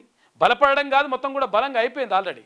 అందరూ కూడా బీసీ నాయకులందరూ కూడా ఏకతాటిపైకి వస్తున్నటువంటి పరిస్థితి కనిపిస్తూ ఉంది. కాబట్టి ఇది శుభ పరిణామం, ఎందుకంటే ఇది బీసీలందరూ సాధిస్తున్నటువంటి విజయంగా చెప్పుకోవచ్చు. దానికి తీర్మాన్ మల్లన్న 100% అందులో ప్రధాన భూమిక పోషించినట్టుగా కూడా 100% ప్రజలందరూ కూడా చర్చించుకుంటున్నారు. ఇక డ్రోన్ ద్వారా క్షిపణి ప్రయోగం, మానవరహిత విమానాలు కూల్చేందుకు ఉపయోగం. ఇక డిఆర్డిఓ ఇతర సంస్థలను అభినందించిన రాజ్నాథ్ సింగ్. మరో 2 ఏళ్లలో భారత్ అమ్ముల పొదిలోకి ఇది వచ్చేస్తూ ఉందంట. అమ్ముల పొది అంటే తెలుసు కదా, బాణాలు పెట్టుకున్నదని అమ్ముల పొది అంటారు. ఏ ప్రభుత్వమైనా బీసీలకు తల వంచాల్సిందే ఇప్పుడు మాట్లాడుతున్నారు. 42% రిజర్వేషన్ల పెంపు సాధ్యమే, సాధించడం చేతగాకపోతే బీజేపీ ఎంపీలు రాజీనామా చేయాలి. మీరెందుకు ఇయ్యరు? ఇప్పుడు మీరు సాధించకపోతే వాళ్ళు రాజీనామా, ఇది బాగుంది కథ అన్న. మంత్రి పొన్నం ప్రభాకర్ డిమాండ్ చేస్తున్నాడు, బీసీలకు అన్యాయం జరిగితే ఊరుకోబోం, బీసీలంతా ఏకం కావాల్సిన సమయం ఆసన్నమైంది, ఏకమైరన్నా మీరే ఇంకా జర గట్టిగా నిలబడితే మంచిగా ఉంటుంది. బీసీలకు ఏ ప్రభుత్వమైనా తలవంచాల్సిందేనని రాష్ట్ర మంత్రి పొన్నం ప్రభాకర్ అన్నారు. శుక్రవారం ఆయన మీడియాతో మాట్లాడారు. బీసీలకు 42% రిజర్వేషన్ల పెంపు సాధ్యమేనని అన్నారు. బీసీ రిజర్వేషన్లు సాధించడం చేతగాకపోతే రాష్ట్రం నుంచి ఎన్నికైన బీజేపీ ఎంపీలు రాజీనామా చేయాలని చెప్పేసి డిమాండ్ చేశారు. ఇప్పుడు ఆమె ఇచ్చింది అయితే కాంగ్రెస్ పార్టీ, మీరు చేయండి, తర్వాత వాళ్ళు కూడా 100% వాళ్ళు సపోర్ట్ చేయాలి. సపోర్ట్ చేయాల్సినటువంటి బాధ్యత అందరికీ ఉన్నది, బీజేపీ కూడా ఉన్నది, ఆ ఎంపీ 8 మంది ఎంపీలకు కూడా ఉన్నది. ఇక యూపీఐ చెల్లింపులపై ఆర్బీఐ మెలికబెట్టిందట. ఇక నుంచి ఫ్రీ ట్రాన్సాక్షన్ ఉండకపోవచ్చు. ఇప్పటి వరకు బ్యాంకులకు కేంద్రమే సబ్సిడీ ఇచ్చింది, ఇక నుంచి ఆ పరిస్థితులు ఉండేయంట ఆర్బీఐ గవర్నర్ సంజయ్ మల్హోత్రా. ఇక మరి ఇప్పుడు పైసలు అవుతాయంట. మరి ఇంత పంపిస్తుంది పైసలు అయితే అనుకుంటే ఎవడు పంపిస్తాడు? ఇక ఆన్లైన్ ట్రాన్సాక్షన్ జరగాలని చెప్పేసి మీరే అంటారు. అవి జరగాలనుకుంటే మరి ఫ్రీ ఉంటే జరుపుకుంటారు. మరి పైసలు వేస్తా అంటే ఎవడు జరుపుకుంటాడు? మళ్ళీ ఇవి పైసలతోటి అది ఫిజికల్గా పైసలు ఉంటేనే లెక్క అవుతుంది. మళ్ళీ దీనికి ఎట్లా ప్రోత్సహిస్తున్నట్టు లెక్క అవుతుంది? మీరు ఈ మెలికి ఎట్లా కరెక్ట్ అవుతుంది? ఇక డ్రోన్ ద్వారా క్షిపణి ప్రయోగం, మానవరహిత విమానాలు కూల్చేందుకు ఉపయోగం అంట. డిఆర్డీఓ అంతా కూడా ఓకే అయిపోయింది. అది రేవంత్ రెడ్డి అపరిచితుడు, రాము రేమోలాగా ప్రవర్తిస్తున్నారు. రేవంత్ అరాచకాల నుంచి తెలంగాణను రక్షించేది కేసీఆర్ అనట. ఆయన పోయి వండుకున్నాడా, కేసీఆర్ రక్షిస్తానని నేను చెప్తున్నాడు. ఎందుకంటే ఇక నిజంగా ఇప్పుడు ప్రతిపక్ష నేతను చేస్తే అసెంబ్లీకే రానటువంటి కేసీఆర్ తెలంగాణను మళ్ళీ రక్షిస్తాడట. రామన్న చెప్తున్నాడు కథ. శతాబ్దపు అతిపెద్ద మోసం కాంగ్రెస్ మేనిఫెస్టో. ఇక కాంగ్రెస్ చేతిలో అన్ని వర్గాలు మోసపోయినాయని చెప్పేసి బీఆర్ఎస్ వర్కింగ్ ప్రెసిడెంట్ అంటున్నాడు. మీరెన్ని చేస్తే అన్నా ఇక డీలిమిటేషన్ ఇప్పుడు కుదరదు. ఏపీ తెలంగాణకు సుప్రీంకోర్టులో షాక్. 2022లో ప్రొఫెసర్ పురుషోత్తం రెడ్డి పిటిషన్ వేసిండు. ఇక అసెంబ్లీ సీట్ల పెంపునకు ఆదేశాలు ఇవ్వాలని విన్నపం. పిటిషన్ను కొట్టేసిన సుప్రీంకోర్టు ఉత్తర్వులు. అయితే అంగీకరిస్తే మిగతా రాష్ట్రాల నుంచి కూడా పిటిషన్లు వస్తాయని చెప్పేసి సుప్రీంకోర్టు అన్నదంట, అందుకని కొట్టేసింది. హైడ్రా ఇల్లు కూల్చినట్లే కాంగ్రెస్ సర్కార్ కూలుతుంది. పేదోడి ఇంటిని కూల్చినప్పుడు లేని మానవత్వం ఫాతిమా కాలేజ్ కూల్చివేతకు అడ్డం వచ్చిందా అని చెప్పేసి అంటారు. వాస్తవమే, నిజంగా కూడా ఫాతిమా కాలేజీని కూల్చేందుకు ఎందుకు కూలుస్తలేరు? ఇక్కడ ఏది మంత్రి మల్లారెడ్డి కాలేజు, మాజీ మంత్రి మల్లారెడ్డి కాలేజు, ఇక్కడ ఉన్న అనురాగ్ కాలేజు, వీటి సంగతి ఏమైంది? మేము ఇప్పుడు పిల్లలు చదువుకుంటారు కాబట్టి, పిల్లలు చదువుకుంటే మధ్యలో ఆపేస్తే వాళ్ళకి ఇబ్బంది అవుతుంది కాబట్టి మేము విద్యా సంవత్సరం అయినాక చేస్తామన్నారు. విద్యా సంవత్సరం అయిపోయింది, మళ్ళీ కూడా అడ్మిషన్లు అవుతున్నాయి, మళ్ళీ కథ నడుస్తూనే ఉన్నది. ఇప్పటి వరకు ఏది లేదా? ఎటుపోయింది కథ? హైడ్రా ఉంటే మన అందరికి ఉండాలి కదా. పేదోళ్ళ ఇల్లు కూల్చడానికి మాత్రం అప్పటికప్పుడు వెళ్ళినటువంటి హైడ్రా ఇప్పుడు మరి ఈ కాలేజ్ ఫాతిమా కాలేజ్ కానీ, లేకపోతే ఇక్కడ ఏది ఈ కాలేజ్ కానీ, మల్లారెడ్డి కాలేజ్ కానీ, లేకపోతే ఇక్కడ అనురాగ్ కాలేజ్ కానీ కూల్చేస్తేందుకు ఏం అడ్డంకి వచ్చింది? ఏమైంది? లెక్క ఏమైంది? ఎడిపోయింది? అంటే పేదవాళ్ళు ఇల్లు కూడా ఇప్పుడు వాడు ఇల్లు కట్టుకునేదాకా పేదవాళ్ళు ఇల్లు కట్టుకునేదాకా మరి ఆపాలి కదా. ఒకవేళ నిజంగా ఇట్లనే అవకాశం ఇస్తే పెద్దోడికి ఒక న్యాయం, పేదోడికి ఒక న్యాయం ఉంటుందా? జూబ్లీహిల్స్ ఉప ఎన్నికను సీరియస్గా తీసుకుంటాం. ఆ సెగ్మెంట్ టికెట్ కోసం అనేక మంది పోటీ పడుతున్నారు. బట్టి కామెంట్స్పై న్యాయస్థానంలోనే తేల్చుకుంటా. వచ్చే ఎన్నికల్లో నేను పోటీ చేయబోను. పార్టీ గెలుపు కోసం మాత్రమే పనిచేస్తానని చెప్పేసి బీజేపీ చీఫ్ రామచంద్రరావు అంటున్నాడు. ఇక ఆపరేషన్ సింధూర్ కొనసాగుతోంది. 365 రోజులు 24 గంటలు అప్రమత్తంగా ఉండాలి. ఆయుధాలు, ఇతర పరిజ్ఞానంపై అప్డేట్ కావాలి. భారత సైన్యానికి సిడిఎస్ అనిల్ చౌహాన్ సూచిస్తా ఉన్నారంట. ఆపరేషన్ కొనసాగుతుంది అని చెప్పేసి అంటున్నాడు. ఇవన్నీ కూడా మొత్తం రెడీ చేసుకోవాలంట. అసలు యాక్చువల్గా పూర్తి స్థాయి ఇంకా అంటే ఎక్కడన్నా డ్రోన్స్ అవన్నీ ఇట్లా వచ్చేసి బాంబులు ఇట్లా వచ్చేస్తే వాటిని కూల్చేటువంటి సామర్థ్యం అందుకు పెంచుకుంటున్నారంట. అందుకోసమే దాన్ని అసలు యాక్చువల్గా ఆపేసినట్టుగా తెలుస్తూ ఉంది. ఒక ముఖ్యమైన ఆఫీసర్ ఫోన్ చేసి చెప్పింది ఈ విషయం. అసలు యాక్చువల్గా ఏంటంటే మనం అవన్నీ మొత్తం రెడీ చేసుకుంటే అప్పుడు చేయొచ్చు. లేకపోతే వాళ్ళని కూల్చలేకపోతే మళ్ళీ మనకు కొంతవరకు నష్టం జరిగే అవకాశం ఉంటుంది. ఏదైనా పట్టణాల మీద పడితే బాగా దెబ్బ పడుతుందని చెప్పేసి ఆపిరట్టు. అసలు యాక్చువల్గా మరో 2 రోజులు ఇదే పరిస్థితి. ఇవాళ రేపు కూడా భారీ వర్షాలు ఉంటాయంట. గాలుల తీవ్రత అధికంగా ఉంటుందని చెప్పేసి అంటున్నారు. గంటకు 30 నుంచి 40 కిలోమీటర్ల వేగంతో గాలులు. రాష్ట్ర ప్రజలు అప్రమత్తంగా ఉండాలి. హైదరాబాద్ వాతావరణ కేంద్రం హెచ్చరికలు జారీ చేస్తుంది. మళ్ళీ వానలు ఉంటాయంట.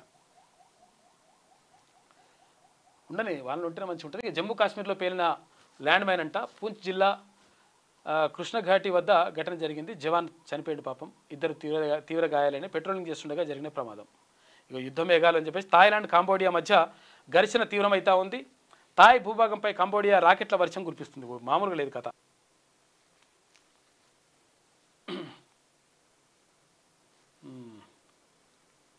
రేవంత్ రెడ్డి అపరిచితులని కేటీ రామారావు అంటున్నారు. ఆయన ఏందో రాము రేమో అంటే నీ పేరే కానీ రాము. ఇందిరాగాంధీ రికార్డును బ్రేక్ చేసిన నరేంద్ర మోడీ అని చెప్పేసి గంటా సోమన్న ప్రత్యేక వ్యాసం రాసిండు. ఎందుకంటే ఇందిరాగాంధీ రికార్డు స్థాయిలో 4077 రోజులు ఉండే, దాన్ని మించి 4078 రోజులు ఇప్పటికీ మైలురాళ్ళు దాటేసిండు. అయితే ఇప్పటికైతే మళ్ళా ఎవరు జవహర్లాల్ నెహ్రూ మొదటి స్థానంలో ఉన్నాడు. సెకండ్ ప్లేస్లోకి వచ్చేసిండ్రు ప్రధానమంత్రి నరేంద్ర మోడీ. దానికి ప్రత్యేక వ్యాసం రాసిండు గంటా సోమన్న. ఇక అసెంబ్లీ తీర్మానాలు, పార్టీ ప్రకటనలు, జీవోలు, ఆర్డినెన్సులు ఊరడిస్తాయి తప్ప రిజర్వేషన్లు ఖాయం చేయవు అని చెప్పేసి ఒక ప్రత్యేక వ్యాసం కనిపిస్తూ ఉంది. దుర్గన్ రవీందర్ రాసిండ్రు. 9వ షెడ్యూల్లో చేర్చితేనే అది సాధ్యము. ఇక స్థానిక ఎన్నికల సంస్థల్లో బీసీలకు 42% రిజర్వేషన్ కల్పిస్తూ ఆర్డినెన్స్ రూపొందించి గవర్నర్కు పంపింది. బీసీ, ఓబీసీ నాయకులు సంబరాలు చేసుకున్నారు. ఆర్డినెన్స్ ఆచరణలోకి రావడానికి చాలా తతంగం ఉంటుందని చెప్పేసి మరి ఎందుకు చేసుకుంటారో అర్థం కాదని చెప్పేసి ఒక వ్యాసం రాసిండు.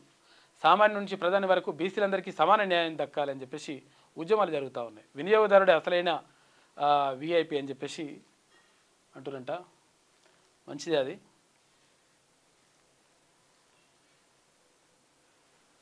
ఇక నేటి మాట చూసుకుంటే కార్యకర్తల జీవితాలు ఆగమ్య గోచరంగా ఉన్నాయి. రాజకీయ పార్టీల ప్రచారాల కోసం, నాయకుల గెలుపు కోసం అహర్నిశలు కృషి చేసిన కార్యకర్త ఇవాళ ఒంటరయ్యాడు. ఎన్నికల్లో గెలిచిన నాయకులు కార్యకర్తలను పట్టించుకోవడం మానేశారు. పక్క పార్టీ నుంచి వచ్చిన పొరస్తుదారులకే ఎక్కువ ప్రయారిటీ ఇస్తున్నారు. ఇన్నాళ్ళు జెండాలు మోసి జిందాబాదులు కొట్టిన కార్యకర్తలు పరాయి వాళ్ళు అయ్యారు. కండువాలు మార్చిన నాయకులకు, గోడలు దూకిన లీడర్లకు, పైరవులు చేసే బ్రోకర్లకే రాజకీయాల్లో పదవులు కట్టబెడుతున్నారు. పార్టీలని నమ్ముకొని పార్టీ సిద్ధాంతాలకు కట్టుబడి అన్ని పార్టీల అధికారంలోకి తీసుకురావాలనుకుంటున్న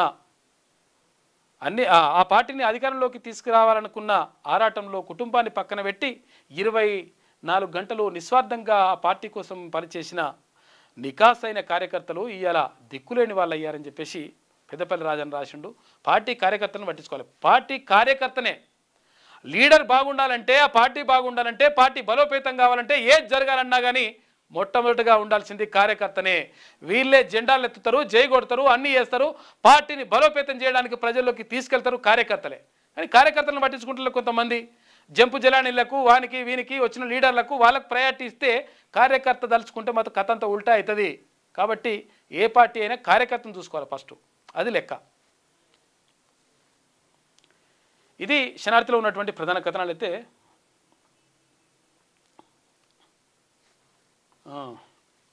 సాక్షి చూద్దాం. ఇక సైగలు చేస్తే చాలు అధికారులకు సైన్ లాంగ్వేజ్లో శిక్షణ, కరీంనగర్ కలెక్టర్ వినూత్న ప్రయత్నం చేస్తూ ఉందంట పమేల సత్పతి. ఇక టెస్ట్ జారిపోతుంది, చేజారిపోతుందంట. పసలేని భారత బౌలింగ్ 186 పరుగుల ఆధిక్యంలో ఇంగ్లాండ్ ఉన్నదంట. మోదీకి అంత సీన్ లేదని చెప్పేసి రాహుల్ గాంధీ అంటుండు. మోదీదంతా షో మాత్రమే, అనవసరంగా ఆయనకు ప్రాముఖ్యం ఇస్తున్నారు, ఆయనకు అంత సత్తా లేదని చెప్పేసి రాహుల్ గాంధీ తీసిపారేసిండట. పాలస్తీనాకు మద్దతుగా ఫ్రాన్స్ అంట. ఫ్రాన్స్ అధ్యక్షుడు ఎమ్మాన్యుయల్ మ్యాక్రాన్ పాలస్తీనాకు మద్దతుగా నిలిచారు. ఆ దేశ సార్వభౌమత్వాన్ని గుర్తిస్తున్నామని చెప్పేసి చెప్పిండు. ఇక 5వ రోజు అదే తీరు. పార్లమెంట్ వర్షాకాల సమావేశాల్లో గందరగోళానికి ఇంకా తెరపడలేదు. 5వ రోజుకు ఉభయ సభలు కూడా స్తంభించిపోయినాయి. మాల్దీవులతో బలీయ బంధం. భారత్ మాల్దీవుల విశ్వసనీయమైన మిత్ర దేశాలని మోదీ ఉద్ఘాటించారు. ద్వీప దేశానికి 4,850 కోట్ల రూపాయల రుణం ఇవ్వబోతున్నామని చెప్పేసి ప్రధానమంత్రి నరేంద్ర మోడీ ప్రకటించిండు. రాష్ట్రంలో నిరుపేదలు ఎవరు డబ్బు లేని కారణంగా ఉన్నత విద్యకు దూరం కాకూడదు, అందుకే ఫీజు చెల్లింపు పథకాన్ని చేపట్టామని చెప్పేసి ఫీజు రియంబర్స్మెంట్ అందుకే తీసుకొచ్చామని అక్కడ రాహుల్ గాంధీ, అది మన రాజశేఖర రెడ్డి గారి కొటేషన్ చూసుకోవచ్చు. నిజమైన బీసీలకు నష్టం. తెలంగాణ ప్రభుత్వం 42% రిజర్వేషన్లపై కేంద్ర మంత్రి కిషన్ రెడ్డి అంట. రాష్ట్రంలో అధికారంలోకి వస్తే రాజ్యాంగబద్ధం కానీ రిజర్వేషన్లు రద్దు చేస్తాం. కాంగ్రెస్లా తూతూ మంత్రంగా కాకుండా దేశంలో రాజ్యాంగబద్ధమైన కులగణన చేసి బీసీలకు న్యాయం చేస్తాం. రేవంత్ రాహుల్ ద్వయం బీసీలకు మభ్య పెడుతున్నారని చెప్పేసి విమర్శిస్తా ఉన్నాడు కిషన్ రెడ్డి. మరిన్ని పరిశోధనలు. అంతరిక్ష పరిశోధనలో భారత్ వాటా 10% పెంచుతామని ISRO chairman doctor V Narayanan చెప్పిండట. డీలిమిటేషన్ పిటిషన్ డిస్మిస్ చేసిండ్రు. ఇక బ్రాండ్ పరుష్ అంట. వ్యాపార ప్రకటనలో సరికొత్త ధోరణి, ఆకట్టుకుంటున్న మోహన్ లాల్ యాడ్ అంట. పాలమూరు రంగారెడ్డి 2 దశల్లో. ఇక తొలి దశలో 45 టీఎంసీల తరలింపునకే ప్రాజెక్టు పరిమితమవుతుంది. నీటి లభ్యతపై సిడబ్ల్యూసీ అభ్యంతరాల నేపథ్యంలో సర్కారు కొత్త వ్యూహం రచిస్తూ ఉంది. మైనర్ ఇరిగేషన్లో పొదుపు చేసిన 45 టీఎంసీలతో తొలి దశ ప్రాజెక్టు. కీలకమైన సిడబ్ల్యూసీ ఆమోదం పొందడానికి యత్నాలు. త్వరలో కేంద్ర ప్రభుత్వానికి సమగ్ర ప్రాజెక్టు నివేదిక. ఇక ఇప్పటికే కేంద్రానికి, కేంద్ర జలశక్తి శాఖకు రాష్ట్రం విజ్ఞప్తులు చేసింది. ఉమ్మడి వాటా 45 టీఎంసీల ప్రస్తుతానికి పక్కన పెట్టాలని చెప్పేసి నిర్ణయం తీసుకుందంట. ఓబీసీల కోసం ప్రత్యేక ప్రణాళిక. ఏఐసీసీ చీఫ్ మల్లికార్జున ఖర్గే అంటా ఉన్నాడు. సంక్షేమ ఫలాలు అందించడమే కాంగ్రెస్ పార్టీ ప్రధాన లక్ష్యం. బీసీలని చెప్పుకునే మోదీ 11 ఏళ్లలో బీసీలకు చేసిందేమీ లేదు. ఓబీసీల కోసం ఇక రెట్టింపు వేగంతో పనిచేయబోతున్నామని చెప్పేసి రాహుల్ గాంధీ. తెలంగాణలో చేసిన కులగణన ఒక రాజకీయ భూకంపమని వ్యాఖ్య. ఏఐసీసీ ఓబీసీ విభాగం భాగీదారీ న్యాయ సమ్మేళనంలో ముఖ్య నేతలు మాట్లాడినారు. డ్రోన్ నుంచి క్షిపణి ప్రయోగం సక్సెస్ అంట.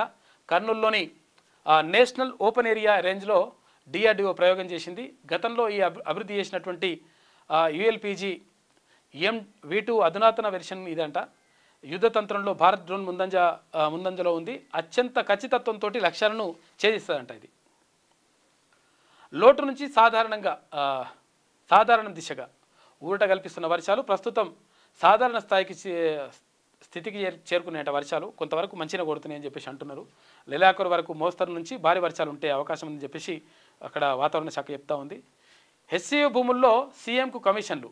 క్విడ్ ప్రోకో కింద బీజేపీ ఎంపీ సీఎం రమేష్కు 1600 కోట్ల రూపాయల కాంట్రాక్ట్ అంట.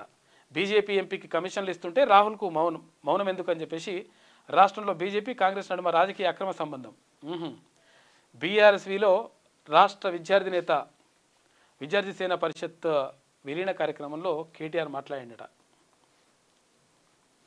ఇది సాక్షిలో ఉన్నటువంటి ప్రధాన కథనాలు. అయితే ఒకసారి నమస్తే తెలంగాణ ఏమంటుందో చూద్దాం. ధర్మస్థలలో మిస్టరీ మర్డర్లంట. 20 ఏళ్లలో వందలాది మంది బాలికలు టీనేజర్లు రేపు హత్యనంట. అగో మాజీ పారిశుద్ధ కార్మికుడి ఫిర్యాదుతో దారుణం వెలుగులోకి వచ్చింది. పూడ్చిపెట్టకపోతే చంపేస్తామని బెదిరించారని కార్మికుడు ఆవేదన వ్యక్తం చేస్తున్నట. మరి ఏందో కథ.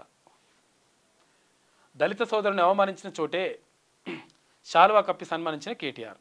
అగో మీరు ఎంతమందిని అవమానించిర్రు, ఎన్ని చేసిర్రు, ఎన్ని అరాచకాలు చేసిండ్రు, ఇప్పుడు ఇట్లా ముసలి కన్నీరు గారుస్తున్నారు. బీజేపీ ఎంపీ రుణం తీర్చుకున్న సీఎం. భూముల తాకట్టు సహకారం అంట. అందుకే సీఎం రమేష్కు రేవంత్ బహుమానం. 1665 కోట్ల రూపాయల ఫ్యూచర్ సిటీ రోడ్డు పనులు అప్పగింత. బీజేపీ కాంగ్రెస్ చీకటి పొత్తులకు ఇదే నిదర్శనం. కాంగ్రెస్ అగ్రనేత రాహుల్ సమాధానం చెప్పాలి. BRS working president KTR demand చేస్తున్నట. బీఆర్ఎస్ విద్యార్థి విభాగంలో టీఆర్ఎస్వి విలీనం చేసిందట. టీఆర్ఎస్వి ఉన్నది. ఇంకా దళిత వ్యతిరేకి రేవంత్ రెడ్డి గద్దె దింపాలని చెప్పేసి కాంగ్రెస్ మేనిఫెస్టో ఈ శతాబ్దపు అతిపెద్ద మోసమని ఇట్లా మాట్లాడుతున్నారు. చూసుకో, ఇక మోసం చేసేది వీళ్ళే, మళ్ళీ మోసం అంటారు వాళ్ళే. హీరోయిన్ల ఫోన్లు రేవంత్ ట్యాపింగ్. ప్రైవేట్ ఇది ఎవరు చేసిండ్రు గతంలో అని చెప్పేసి వీళ్ళ మీద ఆరోపణలు ఉన్నాయి. వీళ్ళే చెప్తున్నారు మళ్ళీ. ఇప్పుడు ఒక అభ్యర్థి ఒకే నామినేషన్. ఈసారి జెడ్పీటీసీ ఎంపీటీసీ పోటీసీకి నో ఛాన్స్ అంట. ఒకే పోలింగ్ బూత్లో కుటుంబానికి ఒక ఓటు హక్కు. ఎంపీటీసీకి గులాబీ, జెడ్పీటీసీకి తెలుపు బ్యాలెట్ ఇస్తారంట. ఈసారి స్థానిక ఎన్నికల్లో నోటా అమలు. కలెక్టర్లకు రాష్ట్ర ఎన్నికల అధికారి ఆదేశాలు జారీ చేశారు. జీ హుజూర్ గుడ్డి దర్బార్. అక్రమాలకు వంతపాడుతున్న అధికారులు. 9,000 కోట్ల రూపాయల సర్కారు భూమి కబ్జాపై గప్చుప్. బిగ్ 4 చేతిలో బందీలంట. గత కలెక్టర్ నివేదికను మార్చి భూమికి పెద్దల వేశారు. గోపన్పల్లి భూముల కబ్జాపై చేష్టలు ఉడిగిన యంత్రాంగం. ఇంకో గతంలో ఇల్లే చేసిండ్రు, మళ్ళీ ఇప్పుడు ఇల్లే రాస్తారు. చూసుకో ఎట్లున్నది లెక్క.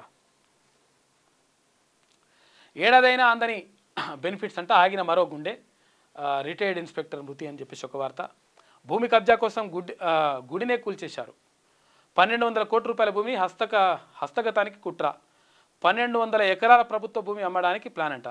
ఆక్రమణకు అడ్డుగా ఉన్నదని ఆలయం కూల్చివేత. 30 ఏళ్లుగా పూజలు అందుకుంటున్న పెద్దమ్మ తల్లి. గుడిపై బుల్డోజర్లను పంపిన కాంగ్రెస్ ప్రభుత్వం. హైదరాబాద్ ఎమ్మెల్యే కాలనీలో తీవ్ర అపచారం జరిగిందని చెప్పేసి ఒక వార్త కనిపిస్తుంది. చూడాలి మరి అదేందో.